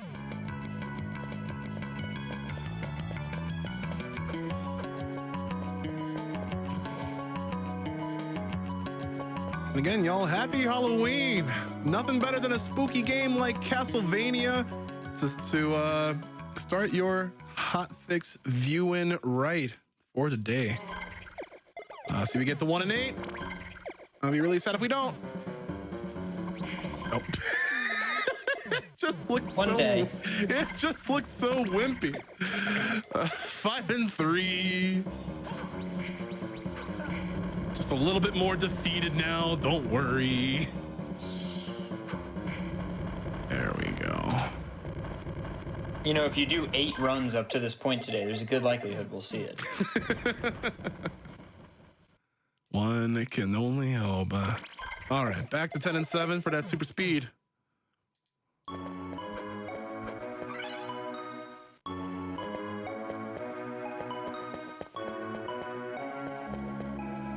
we'll go all the way back on down. Is that down? Yeah. A little bit confused for a second. It's fine. My man doesn't even know the route. Dog. Unbelievable. No, because usually I would take the safety save there, but then I opted against it. So it's like, should I? No, okay, word. I can't believe you're showcasing this on D-Rust Destination. D-Rust Destination, baby! Made you in like an island shirt and all that stuff. Sipping Mai Tais. Anyway, this is my favorite song. If you hadn't guessed.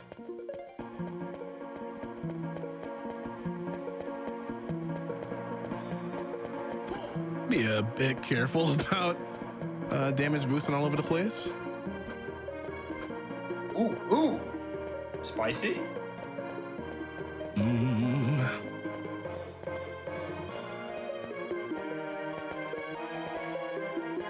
All right. Over under on 10 for the bone floats. Under. I'm taking the under. All right. Thank you for believing in me.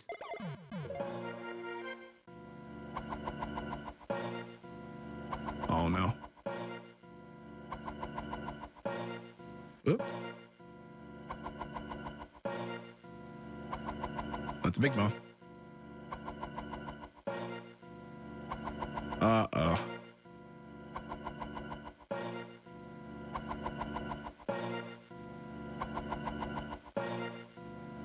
Sorry, Adolf. I trusted you. No!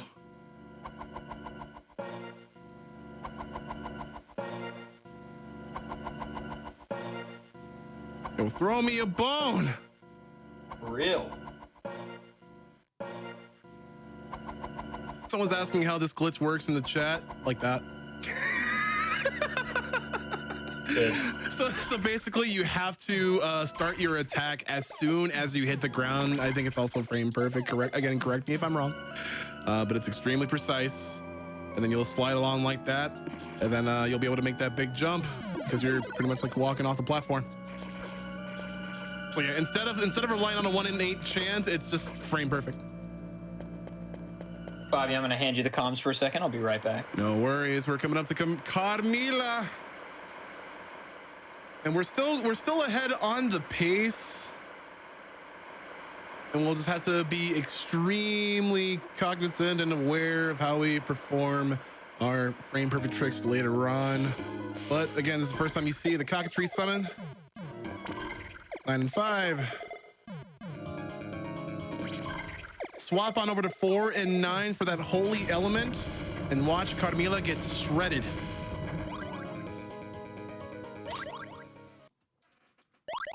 Yeah, a lot of time on that split, just that particular split lost, but it's fine.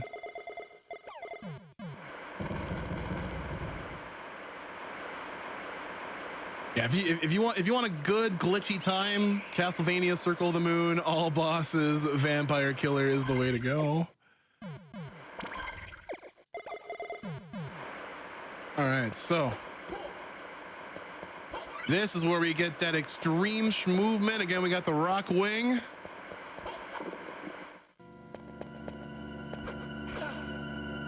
Ooh, a little deboost there, unintentional deboost. Uh-oh. I'm just gonna take a quick dip here. But yeah, we got a super jump, y'all. We're now playing like a Richter Belmont. Like, it's so good.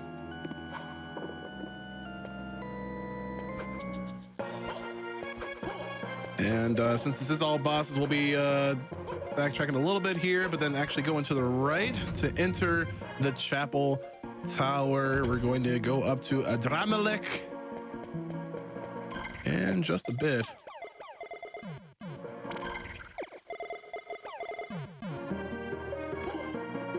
Nice. Did we get the optimal one? Yes, that's so dope. All right, we're not done there yet.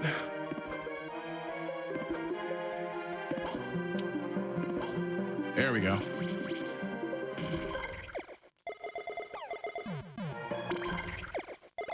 10 and 7 for that super speed.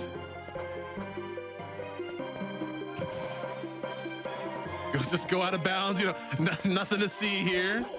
Literally, you can't even see anything Grace when he's out of bounds.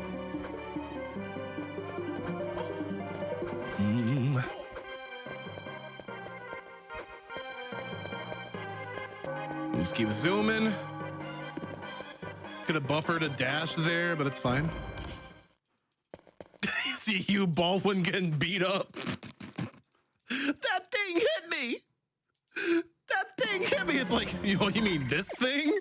The thing that's like not even free from its shackles? That thing hit you? All right, I'm back. How we doing, Bobby? It's quite splendid, actually.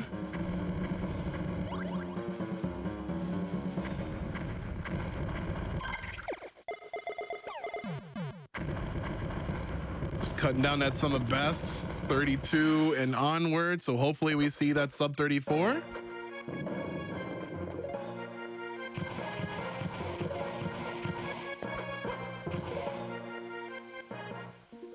Get some more text here. Hugh's really jealous. It's like, I should have been chosen to be the successor of the vampire killer, or to be the true I don't know, man. And then he turns evil? For like a bit. You know, obviously you whip some sense into him with the vampire killer. Actually, you skeleton, you hit him with a skeleton apparatus into submission. Skeleton apparatus. Yeah. I mean, because you're not truly a skeleton, obviously. You're just using cards. It's a gateway to being a skeleton. It's the vampire killer to skeleton pipeline.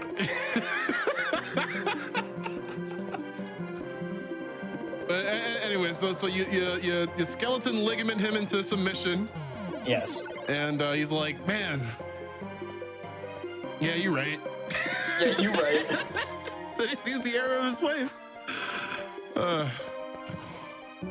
It's really dope. All right, we gotta head on back. We got 3 more bosses. It's been a pretty decent run so far. Again, like the true difficulty doesn't really lie until observation tower.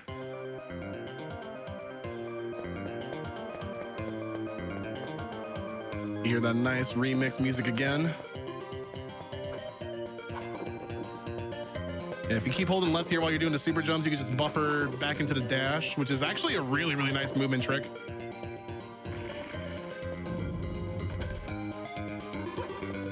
Slide into the mantis there when he raises his arms so you don't get knocked back like that. Well, I always have to demonstrate it, at least for the one time, you know?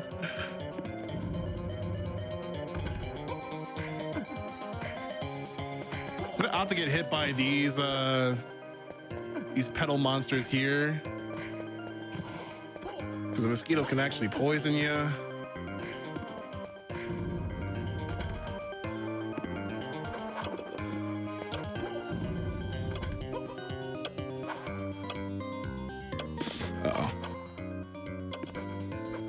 I actually do want a safety fill up here. And then we go back into our good old Yu-Gi-Oh discussions. Dragon Zambi. Dragon Zambi. No, not 5 and 6.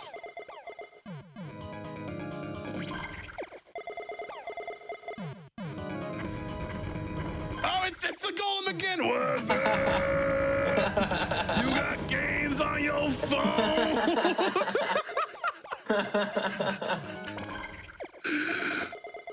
Oh, that is funny every time. All right, here we go. All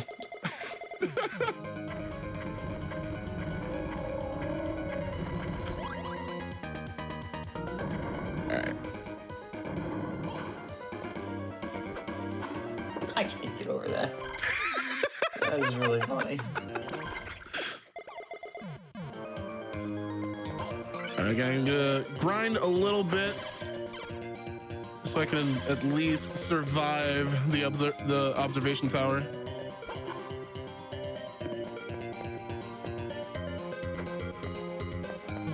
Do that as well, why not?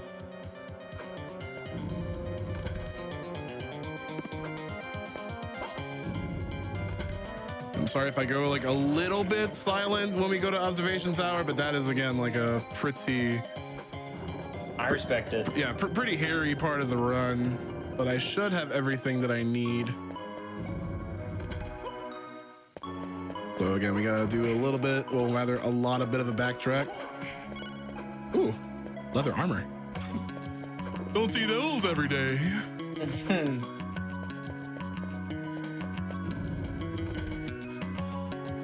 Yeah, a little bit of backtrack in here. But we got some more cool warps.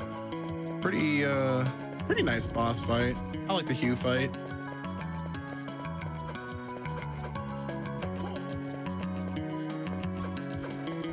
And like the backtracking doesn't even seem like all that bad, because again, you're just at super speed. Right. Incredibly dope. I mean, the movement just seems satisfying to do regardless. Absolutely.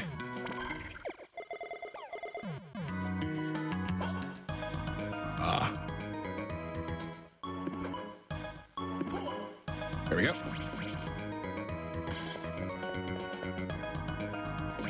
A little bit more to the left. There we go. Swapping over to 10 and 7 for super speed.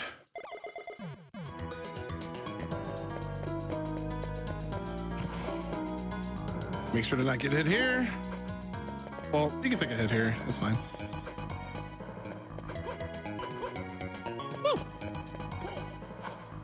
You're a really nice rendition of Vampire Killer.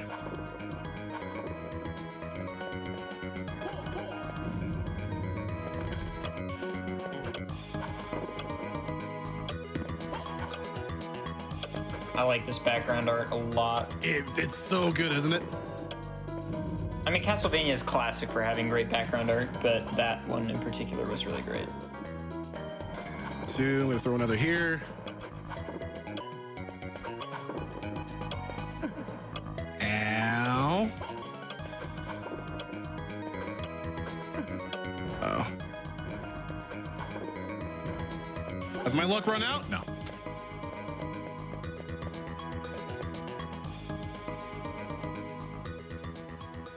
But again, another risky fight because I gotta use the bone.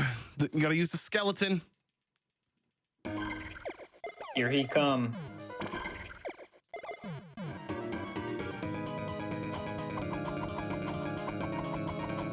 One and 8, y'all. That's one. That's two. Wow. Wow.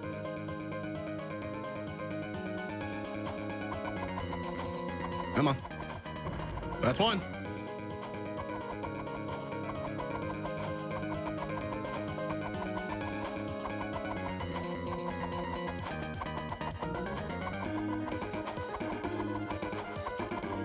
Oh my. There we go.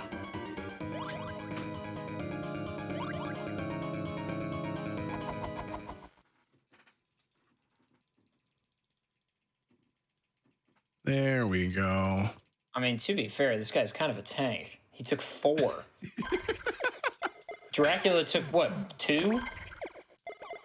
He can take like 3 for phase 1. But then it's all about Skeleton phase key. 2, you know? Right. I better be safe. Uh-oh. Uh-oh. Whoa, that enemy looks so cool. Oh, the Dragon Ball Janemba looking one? Yeah.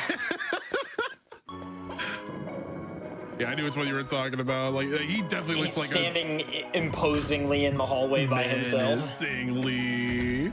Oh no. 700 damage.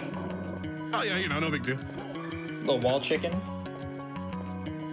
I don't think there's any wall meats in this one. Well, it kind of looked like wall chicken because you like blew up the wall to get to it. Yeah. But I think there's Also, I thought it was cool that you took damage while it was filling up, so it didn't actually do anything.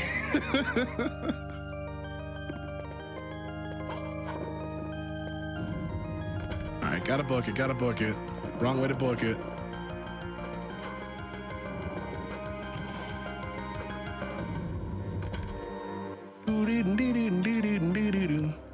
I'm actually gonna do a safety here just to get rid of the poison attribute or ailment because it's a bit of a lot.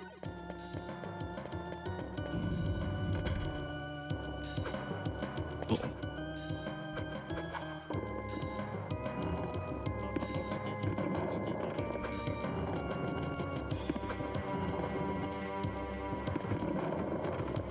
A little bit of puzzle solving here.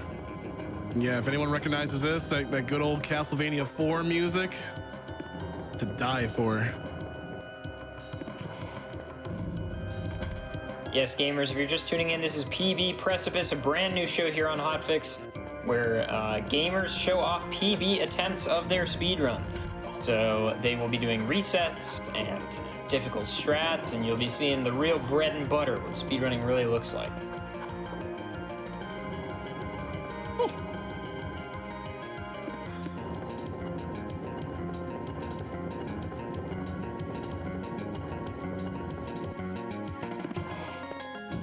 I'm gonna try to make it down in a pretty reputable time. I don't have the enough hearts to deal with any of these harpies. Normally a stopwatch sub weapon would just set them off, right? However, that's not how things are here.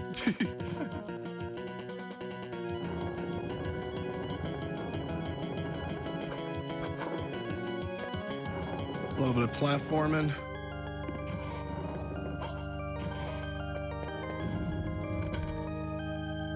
We'll take one last dip. Actually, we won't. And that might be my hubris? I don't know. But death here is actually pretty easy to beat.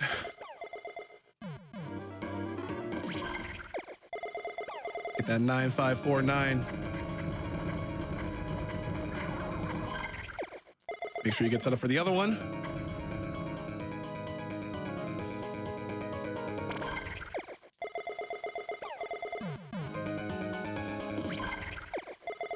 Four, 9.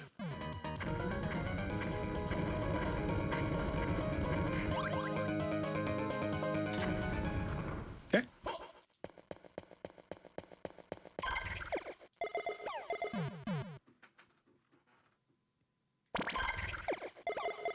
Actually takes a while for this boss door to open.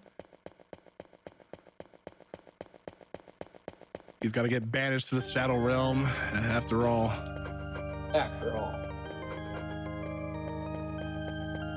Okay. Last safety save, or rather safety refill.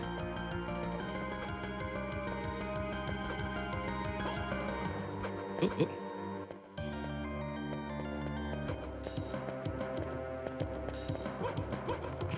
Back here again.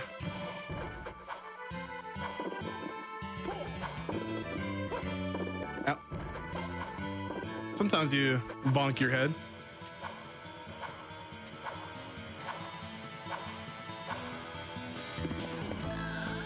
Okay, el final.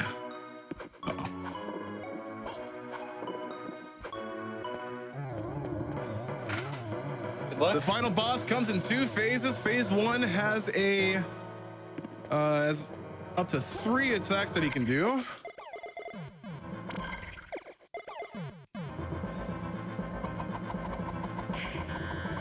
And we got a favorable one, big bone. 2 big bones. All right, we only got 2, but that's fine.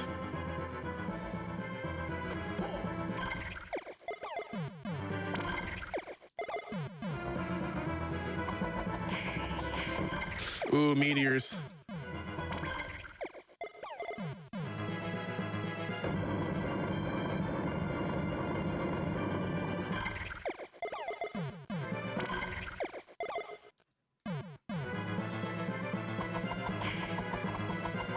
Ah, there goes the bone. That happened last time too.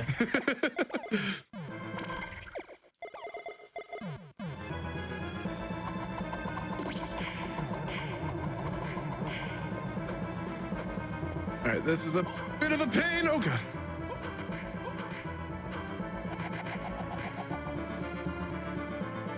Just want to make sure to not get hit, you know. Uh-oh.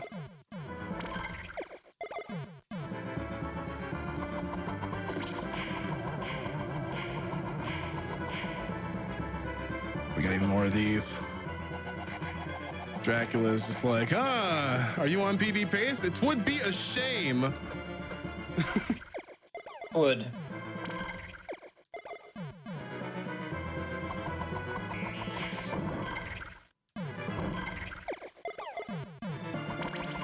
All right, we got them all. It's gotta outlive this attack. Really, really good.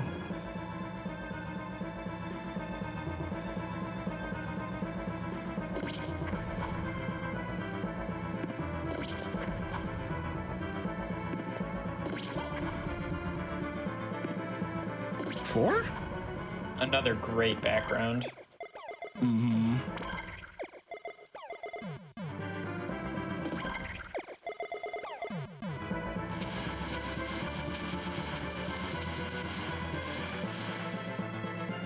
Got that. Let's do another one.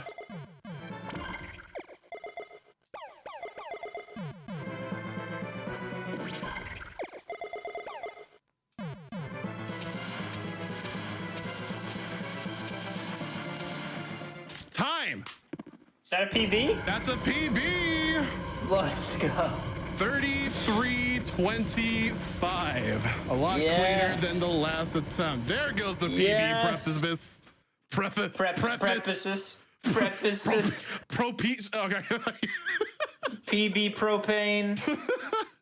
PB Precipice accessories. GG Bobby. On our inaugural episode of PB Precipice, we have a personal best. And dare I say it, we've still got an hour left of show possibility to fill. Gamers, get your GGs out for Bobby.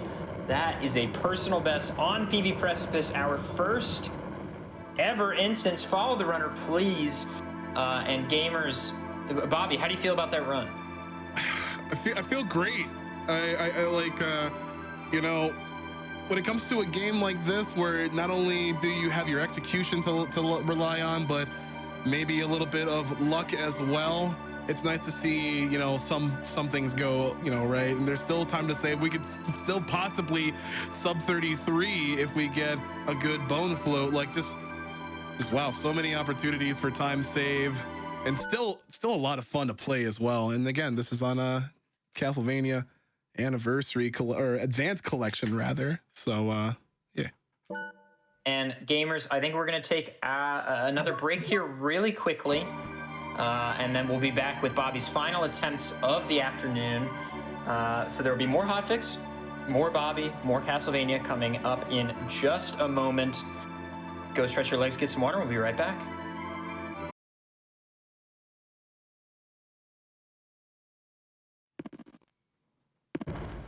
Hello, everybody, and welcome back to the Games Done Quick Hotfix. My name is Adef, and this is PB Precipice, the show that is showcasing runners on the verge of a personal best in their speedrun. Today we have on the Blacktastic showing off Castlevania Circle of the Moon, all bosses. Bobby just got a PB just before the break of 33-25, and the estimate has been reflected, or has been changed to reflect as such, but a few quick announcements before we get back into everything. GDQ's Sum of Best Segments is now launched on YouTube. It's a highlight channel with regular videos like our main channel, but with small highlight reels for all of our main events and hotfix. And if you're watching on YouTube, feel free to join us at twitch.tv/GamesDoneQuick. Check out our live shows starting most nights at 7 p.m. Eastern. And while you're there, Hotfix is funded in part thanks to your subscriptions and bits. Please consider subscribing to help support future broadcasts. Bobby, take it away. Hi. My name is Bobby. And also send me your game feed when you can. Oh yeah, of course. Well, welcome everybody. This is also a really good game called Castlevania Circle of the Moon. And yeah, released in 2020 or 2001 is what I want to say. 2001. And one of the greatest GBA handheld Vania experiences. I will die on that hill, but I would more than likely die in future attempts. So let's just get right into it for 3, 2, 1. Good luck, have fun. And we're back at it. Whenever you beat the game for the first time, you can skip that initial cutscene by pressing start. So pretty key to the speed run, obviously. I know we're seeing just only like very small blips of the character portraits, but I think this is like one of the best looking Draculas that they ever like designed. I think the pixel art across the board in this title is pretty incredible. Absolutely. I would say this is probably one of the best looking GBA games I've ever seen.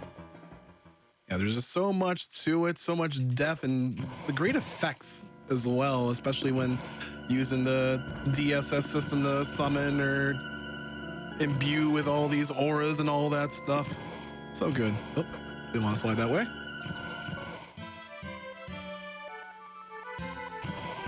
All right, and then for those that are tuning in, this is all bosses vampire killer. We're not using any of the special modes like magician or anything like that. This is straight vampire killer, straight vanilla. So we're gonna have to rely on any of these card drops. Yeah, we're gonna be picking up Mercury and Salamander. I just need bomb skeleton, please. Bomb skeleton, please. Oh no. Already not off to a good start. Really need that bomb skeleton card drop. There we go. So we got 1 and 1 on both. That enables us to use what's called the DSS glitch, dual setup system glitch. So what that entails is that we already have access to all the cards and their effects. Why? Because we activate and then we toggle to the effects that we want.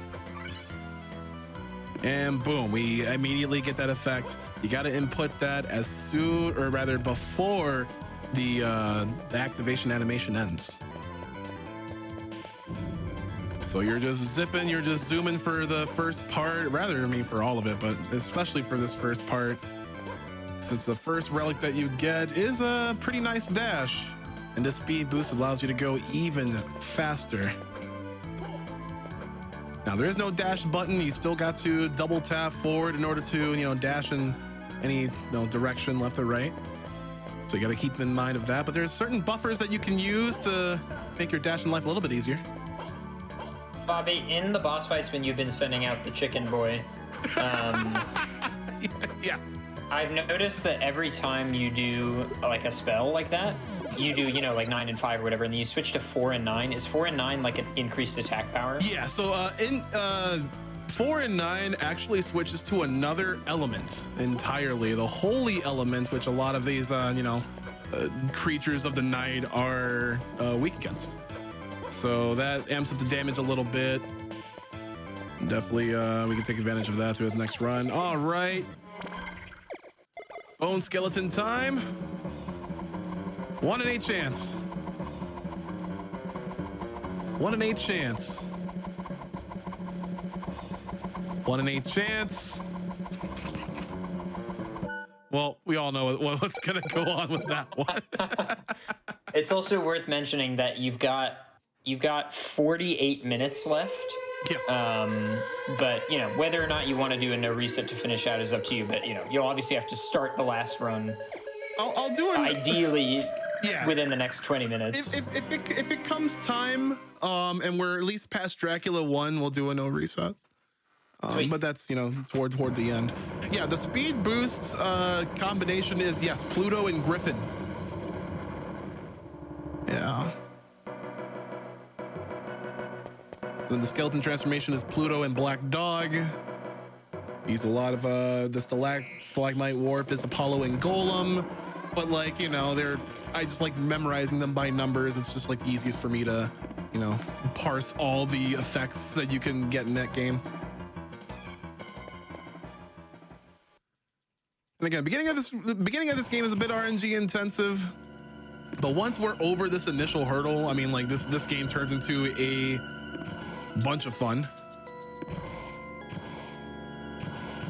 But again, we gotta do Mercury and Salamander first. Gotta make sure at least one of these cards drop, and that's why we're killing the little bone skeletons. Cool. And now gotta wait for a bomb skeleton drop. Hopefully. No. Nope. Yeah. There we go. Ow. Not horrible.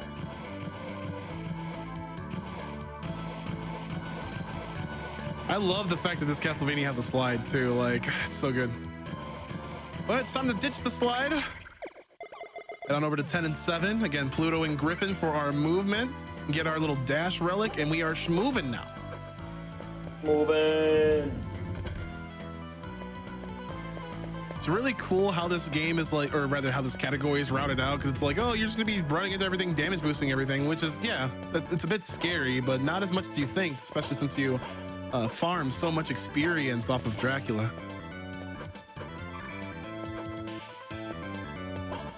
Like, can you imagine, like, one of the very first bosses that you fight in all bosses is the last boss?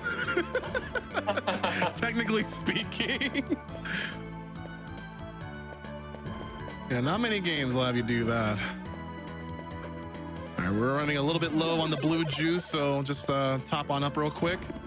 Again, this speed boost is a little bit costly in the earlier levels, which is why we got to be really quick about our platforming and just make sure that we can manage our blue juice well. And it's also worth noting that it's a little bit more advantageous to take damage on the ground than in the air. Because if you get knocked out of the air, you're actually in an uncontrollable, unrecoverable state until you hit the ground. 1 and 8, y'all. All right, there we go. That was 13. You know. All right, we're gonna stock up on these hearts for the sub weapon a little bit later. It's morphin' time.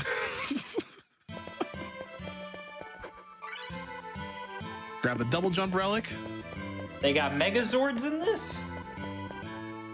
Oh, did you not see the golem? Oh, fair. Very fair. Very fair. I don't know why I always like twice now I've mistakenly summoned the golem. I wonder why. In the same fight as well. Yeah. It's kind of wild.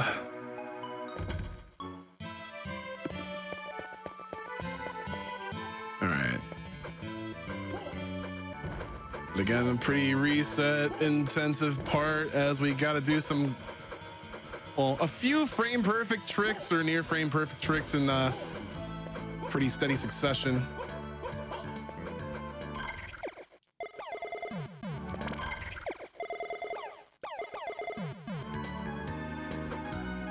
That's one. That's two.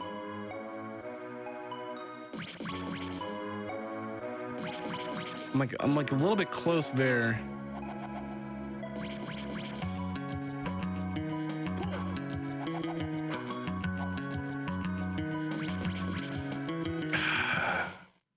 If you don't get that third zip off, then it's fine. It's fine. Try to do a little bit of. Is it really not enough mana to throw a bone? It's not enough. Well, if you run out of mana, then you untransform, and you have to go through that spiel again. What I'm doing is hoping that I can get a fast enough big bone so it can double hit, and we can compensate. There we go. We can compensate for that time loss. Oh, nice. So that's not bad. It's not terribly bad. Where there's still over a minute of time saved left in this run compared to my Summon Best. And obviously, if y'all look at the leaderboards right now, the world record's around like a mid to low 26 or something. So it's like, you know, there's a whole bunch of improvement that we can go through. That just means there's more stream content. Someone's asking in the chat, skeleton is used when cockatrice won't handle it. So skeleton, even though you're kind of like dealing with that 1 in 8 gamble, it still deals a major amount of damage in a single hit. And you have multiple times to chuck out a potential big bone. So it's just like more of a likelihood for you to deal big enough damage that way. Also, the cockatrice element is, you know, pretty weak sauce. So you'd have to do another swap to, you know, another element that Dracula would be weak against, thus kind of like, you know, wasting all that amount of time, you know. Whoop. The cockatrice summon animation, or rather like a lot of those summon animations are like really, really long, and you get locked into it for quite a bit.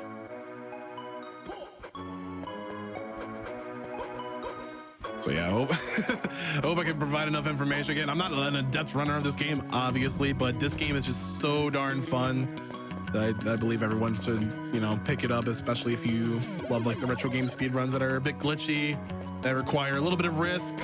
You're going to be seeing this game run by Jupiter Climb at HDQ 2022, and it's going to be like pretty much the best representation of it in a one-shot. There we go. Switch on back. 10 and 7. Yeah, this game's music is just so nice. You know what a funny thing is that I actually played a lot of like the modern Castlevanias, like Symphony of the Night and this game, Circle of the Moon, way before I did the older Castlevanias. Like I was not a classic Castlevania guy at all. And now like playing those games for the first time and speedrunning them and all that stuff, and like hearing the music, the remix music from Circle of the Moon in the original games was just like such an eye-opener for me. Like it blew my mind, and all the renditions were still good. All right. Want to make sure to stop in this not precise spot, but like you don't want to move too far to the right, or else you'll activate the AI. 1 and 8, y'all. 1 and 8. There. It was 13 again. That's 2 13s. Ooh, Halloween episode. What's 13 backwards? It's 31. That's the day that it is. All right, let's get up on the speed boost again, and also make sure to pick up the stopwatch.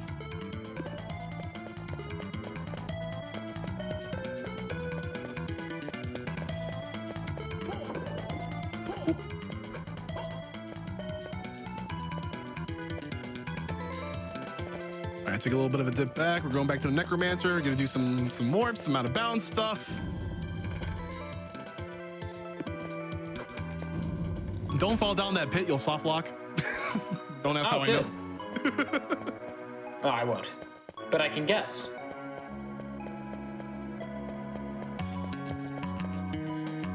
And again, I really like the stark contrast in like descending rather than ascending in this game, because it's like we used a stalagmite warp to just, you know, go all the way to the top here, but we just kind of gotta tiptoe on the way down now. Like, ah, yes, how the mighty have fallen. The Toyn tables. Point. Multi-attack. Oh, 2 days. 2 days.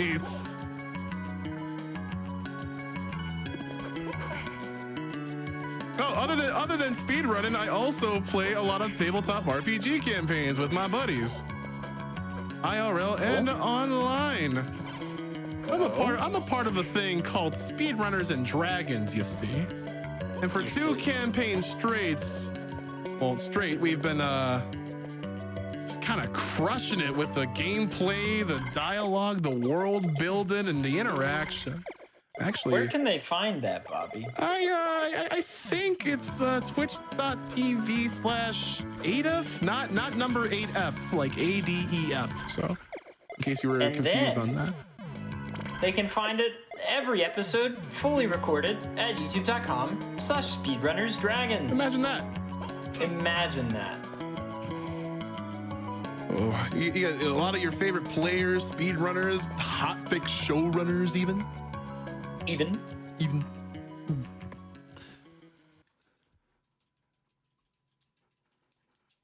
Uh-oh. What just happened? Wait. Uh-oh. My controller. It died. Uh-oh. This is like reminiscent of AGDQ, what was it, 2020? No, not 2020. 2019, that my controller just kind of did its thing. You're not playing on a wireless controller, are you? I was playing on a wireless controller. Bobby. I know. It was a good one too.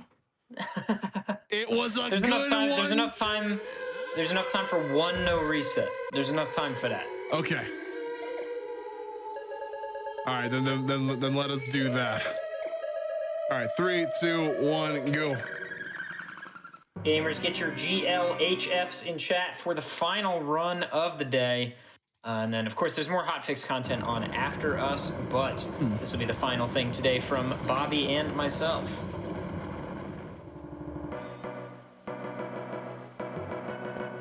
I was gonna say, yeah. So like at AGDQ 2019, I was speedrunning Guacamelee, on a wireless dongle. Now the thing was, I swear that I had charged my controller in the hotel room the night prior, and it still went brakata on me. And it was a really good thing that that the good old buddy was there. Good old Munch Koopas was there to hand me a micro USB cable. He just had one? I think you had to go like search for it or something, but like it came in clutch. But for like a good like 15 seconds, I was like winging it on control. I'm like, okay, I guess I'll just like the good old good Munch times. Koopas. Good times. So yeah, I speedrun a lot of indie Metroidvanias pretty much as well. I got into Guacamelee. That was like one of the first games I picked up speedrunning, apart from Symphony of the Night. And also been messing around with like, you know, Record of Lodos War, D-Lit and Wonder Labyrinth, Momodora 4, a lot of the good indie Metroidvanias that just like really, really good. Okay, so unfortunately we still got to go through one hurdle. Oh, not that one, but that is the triple warp. So gotta keep my fingers crossed for that.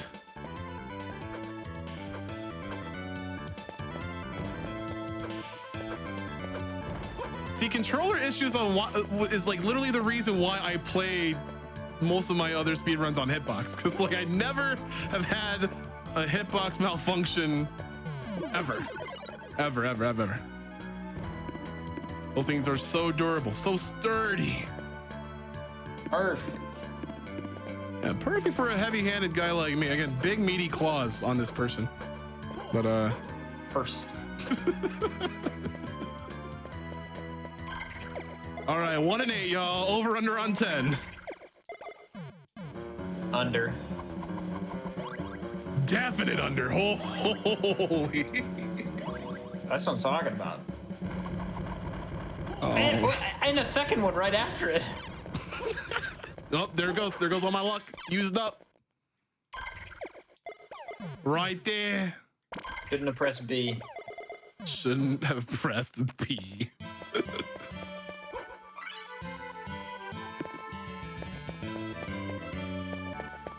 That's a meaty little gold split right there. Yeah, putting this on the best to about sub 32. I'm hoping we can get to Dracula 1 in a good fashion. Yeah, we get that double jump relic. You just get a lot of movement from like here on out.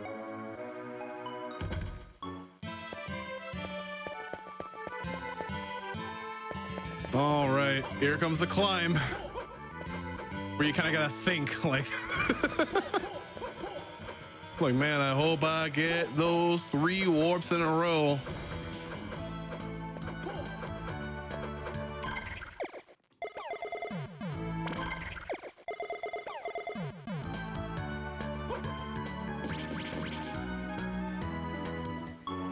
Okay.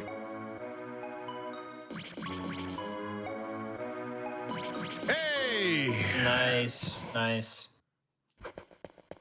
Which leaves us with more than enough mana to knock on wood. Enter the bone zone. All right, over under. Jeez. Well, sometimes you just gotta let them know. Well. All right, let's run out. Unfortunate. It's fine. We're still 10 seconds ahead of PB. Wow, the opener big bone and then nothing. And see, when your luck runs out, the game will let you know.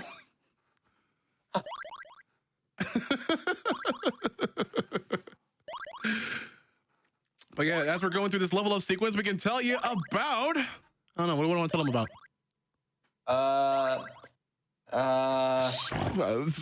Applebee's 2 for $20 deal. Who doesn't know about that? That's been going on since like... You can get 2 entrees for $20.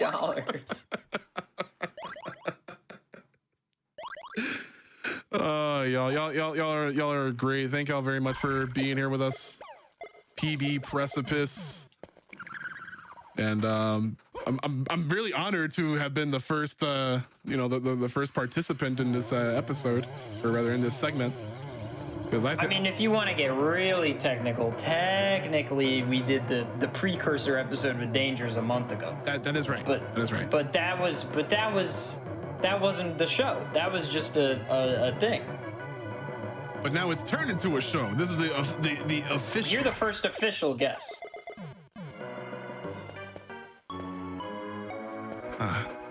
Ada, the Blacktastic Dangers. I feel like. Wait, where do they do stuff? Hang on. Gives us much more time to talk about. More Applebee's 2 for $20. Perfect. Head on down to your local bees. All right. But enough of that. I'm gonna take a safety save or not safety save, but a little fill up right here. Normally I would do that a little bit later, but I think I was a little bit low on health, so.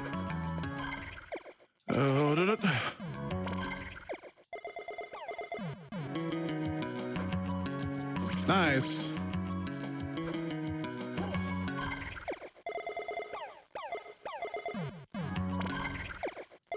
Ten and 7 for the super speed.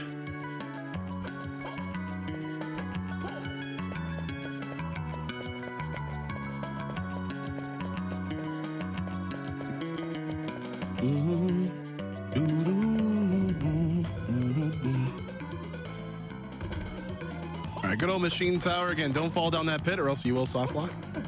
Ow.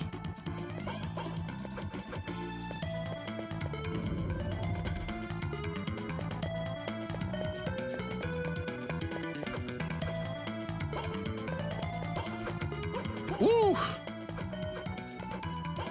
That's the cleanest you've done that room today. Yeah, a lot of double tapping. All right, over under on 10. I think under. I believe under. Under every time. Under every time. There we go. I have to double again. No, that means my luck will run out. Every single time you get 2 in a row, that's 1 in 64.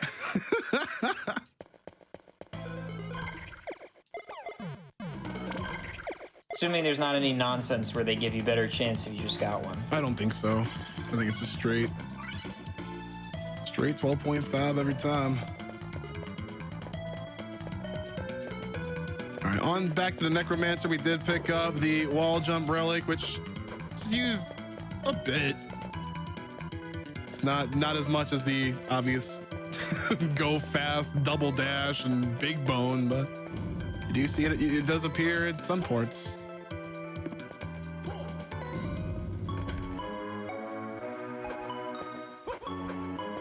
Don't want to get hit by that guy. Like you want to get the contact damage and not the bullet, because the bullet does like 4 times as much. It is a bullet. We get the long descent down here.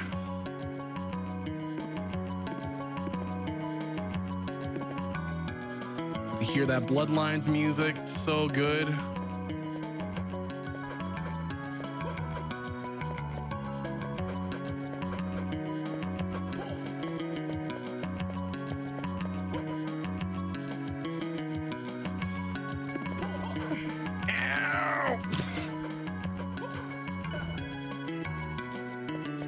You don't feel as it's pretty getting hit by a straight bomb before it explodes. That's before it explodes.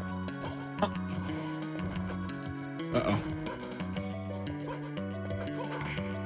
Not getting as many hard drops as I wish I did.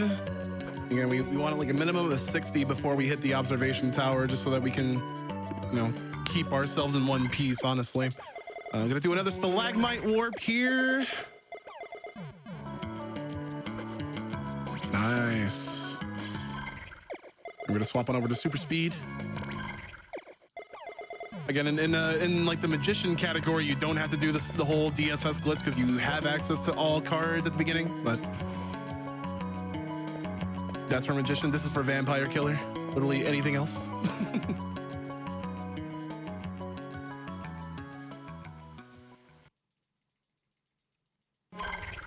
All right, let's go. 1 and 8. I feel lucky. Every time. That's tough. To prove me wrong. 5 and 3, I guess.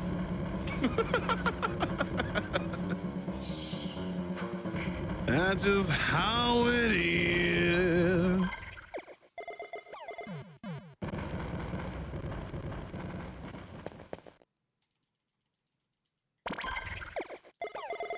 It is what it is. All right, we're gonna grab our shoulder tackle because I mean you're already the most powerful being in the world. Might as well learn how to use physical abilities to your benefit.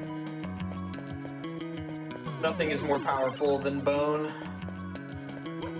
That's fair.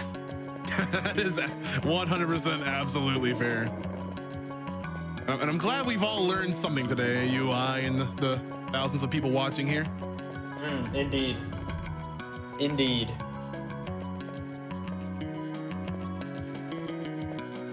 But again, the last, I guess, yeah, the last attempt, no bones about it. Gotta get to that bones PB. about it. Get to that PB. This is also my favorite song.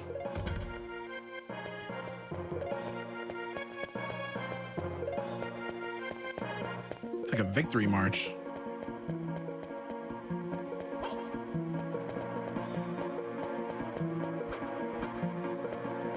All right. Oh no!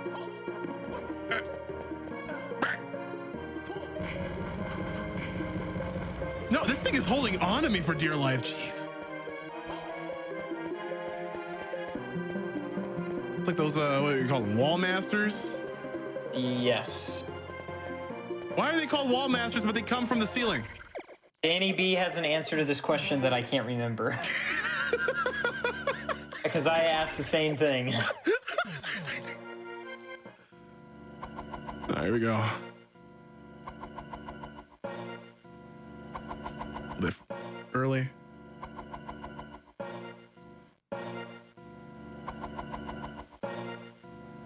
Oh no.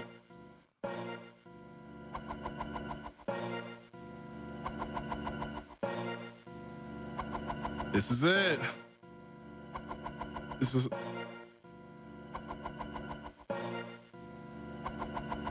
Well, we got the big bone at least.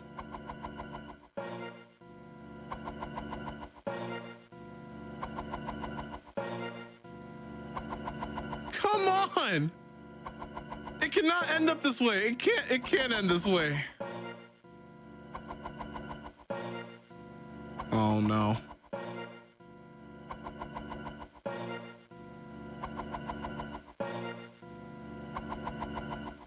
And there goes a double big bone in a row. 3 Oh!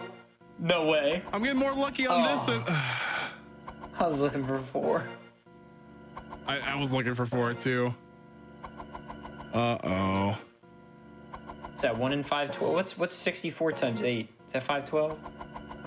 Is that too much? Yeah, it's 512.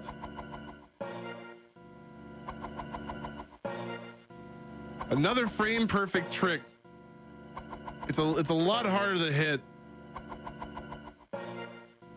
But It's also tough when a glitch like is the only time it happens in a run. If it's a trick you do a bunch of times in a bunch of different places, you like get used to it. Yeah.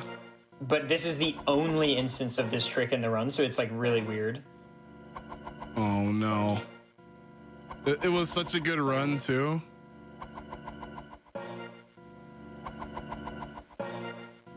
But we have to start our attack as soon as we hit the ground. And we get a little slide animation that way. And that's integral for this trick.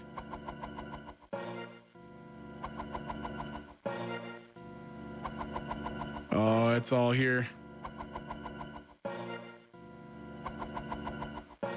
Skeleton's gonna run out of bones. Still got over 200, right? But that's one thing that the MP is going to run out soon. Why am I not getting this? It's also like with a trick like this, I feel like it is pretty common to find yourself in a rut. Like there it goes, but it was like way too far to the left. Oh no. The ones Get your power in the chat, gamers. No. No. You got it.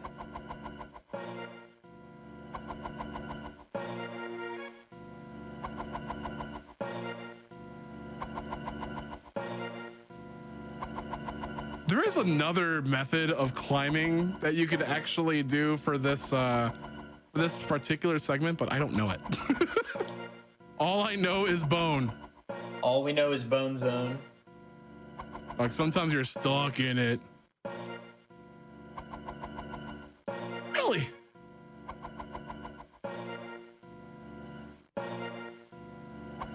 There's something really funny about just watching this skeleton like walk in and out. I had it, but it was improperly timed. Oh no. Please. This can't be how we go out. I mean, it definitely is how we're going out. You already got a PB, so, you know, things are good. Oh, for sure.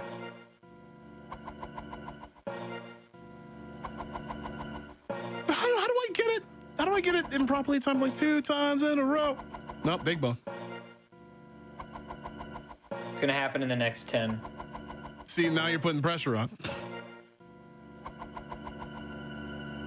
How does that not? They patched it. They patched it out. Talk about a hot fix. Oh. That's a good joke. Thank you.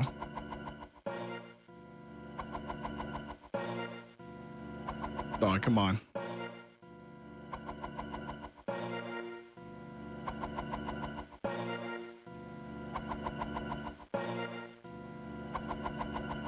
You know what you could do, Bobby? What could I do? This is just a thought. Yeah. If you get this trick or whatever and you're just like over this run, you could do any percent. I could. What's that? There's enough time to fit in like 3 or 4 any percent attempts. And technically, I don't have an any percent time. Really? I don't. Well, gamer, we could see 2 PBs on PB Precipice today. I'm not giving up until the MP runs out. It'll run out pretty soon, though. What's he doing? He's just doing this for fun. He doesn't. He's not actually going for a trick. This is just. He's just throwing bones. Yeah, this is my favorite. My favorite screen transition loop, actually. Personal bone precipice. No, I honestly do not know what's going on and what. Oh my lord. Okay. It might be time. Any percent? It might be time. All right. What do we put for the estimate? I don't know. What is a time you think you could do? We can start like what, like 10 minutes? All right. I'm putting 10. Okay. And I'm changing it to any percent. Gamers, get your GGs out though. Bobby did get a PB. We got a 33.25 in all bosses today, but we're just switching to any percent real quick. Bobby, whenever you're ready, you know, take it away and show us any percent. Well, now I gotta close these splits here. Oh. Yep. Nope. Any percent is so any percent that all we need is just the bear timer. Excellent. As soon as we can get my controller working again. There we go. So gamers, this is PB Precipice, showing off personal best attempts in a game. Bobby got a PB in all bosses and is now going to do PB attempts in any percent. As any can go. 3, 2, 1. So this isn't Vampire Killer or anything. This is just... Wait, see now why? Okay, some really spooky things are happening with my controller. Ghost in the controller. Ghost. All right, hold on.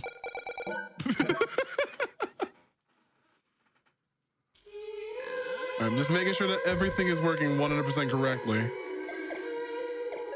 I don't think 3, 2, 1, go. I do not think that this controller wants me to PB. The PB ghost is too strong.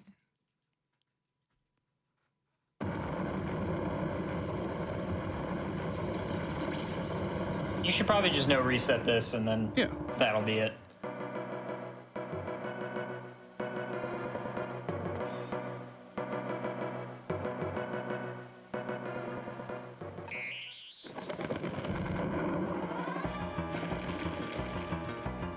So any percent differs from all bosses in that it's going to look pretty similar for a bit, I think, and then Bobby's just going to go straight to Dracula and then do the final boss. Yeah, I'm pretty sure we just gotta do. We gotta grab the 2 cards, and then you get your levels up from Dracula 1, and then we just go into Dracula 2. Yeah, seems legit. And we're doing it from Vampire Killer and not Magician, so we have to farm for these cards. Here goes 1.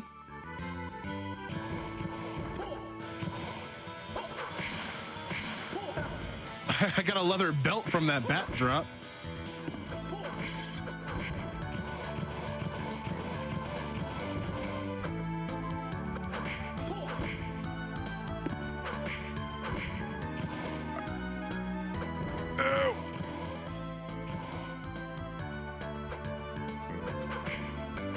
Maybe we should do Magician. Because getting these, this other card to drop. Well, hold on. We'll see. No. No? Hold on. All right, for Magician, Magician will make it so that we can, that we don't have to grind, so.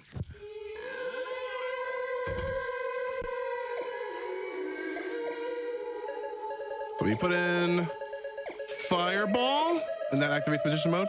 3, 2, 1. So here we'll just have access to all of it. All the cards from the beginning. Our magic stats will be raised a little bit too. We are pretty weak in other instances.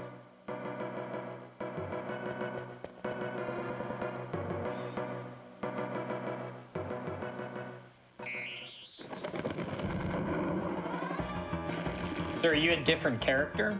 No, you're just outfitted with different things. Like you don't have, like you get all the cards unlocked from the start, and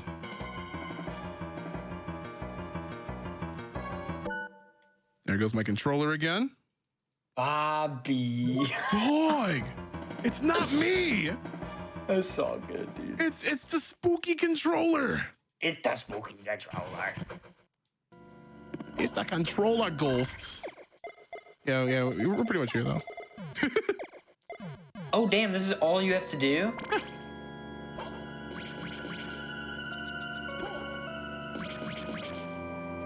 Wait, this is amazing.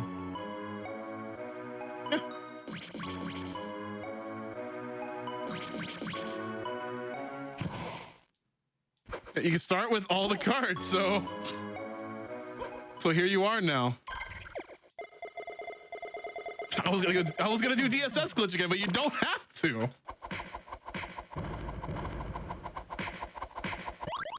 Boom, baby. This is what we like to see.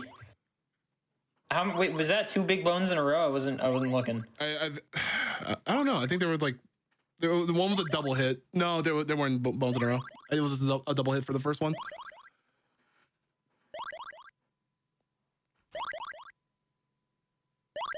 I love that any percent is like 50% sitting through this level up. Yeah. Yes, it is. That's great.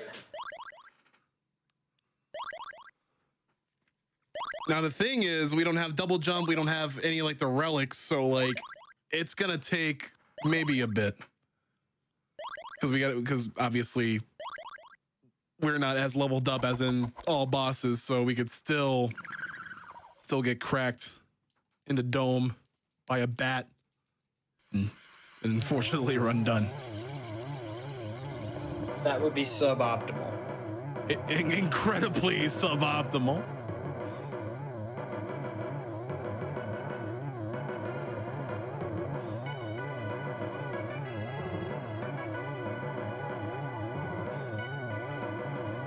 You're like, okay, wish me luck.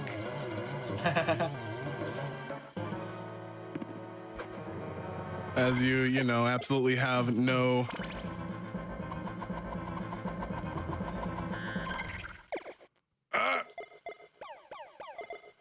Is it this? No.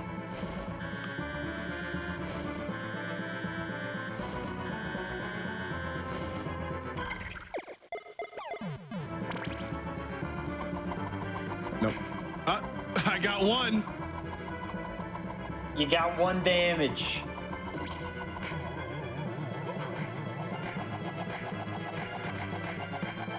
This windmill attack is top notch. It really is like the pinnacle of Belmont weaponry, you know? Yeah, not weaponry, weaponry.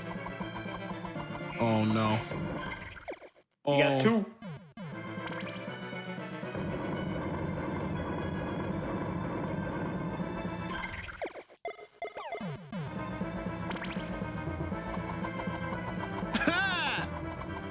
Haven't got any no big bones. Correct.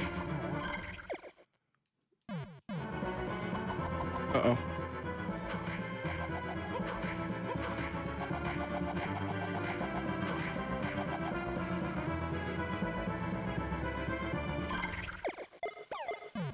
Oh no, I did it again.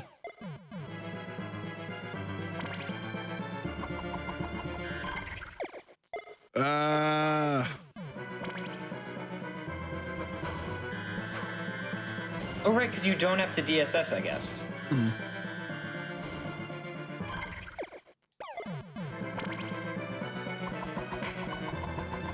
Oh! What? Oh! No! Oh no! That's 3 big bones in a row, none of which hit. Oh no! You hate to see it.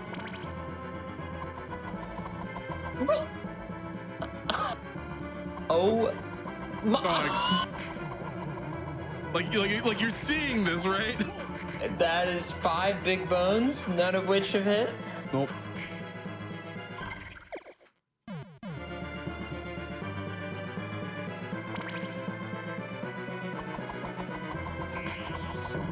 There goes one. Oh, you got one.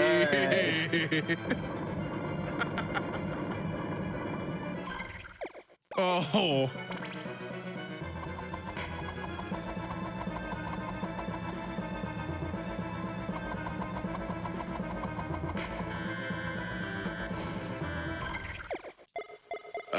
That.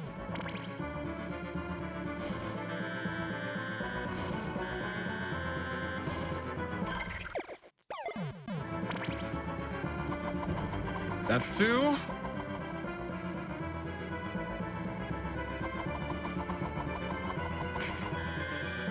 Like Mega Man 9 Wily Capsule on steroids. Right. I guess this could still work.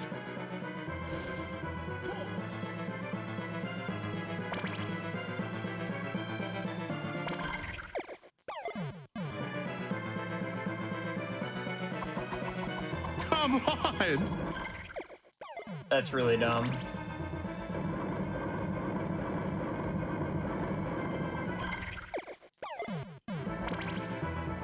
Just one. Oh. This hitbox is hurting my soul. Oh.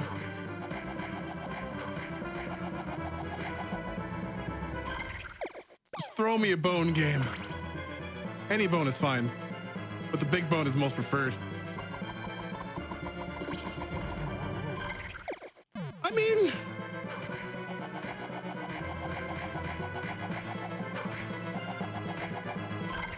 I mean,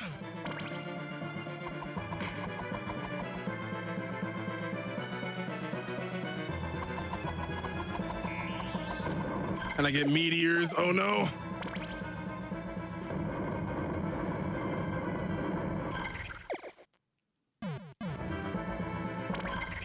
Okay. 1 in 8. 1 in 8.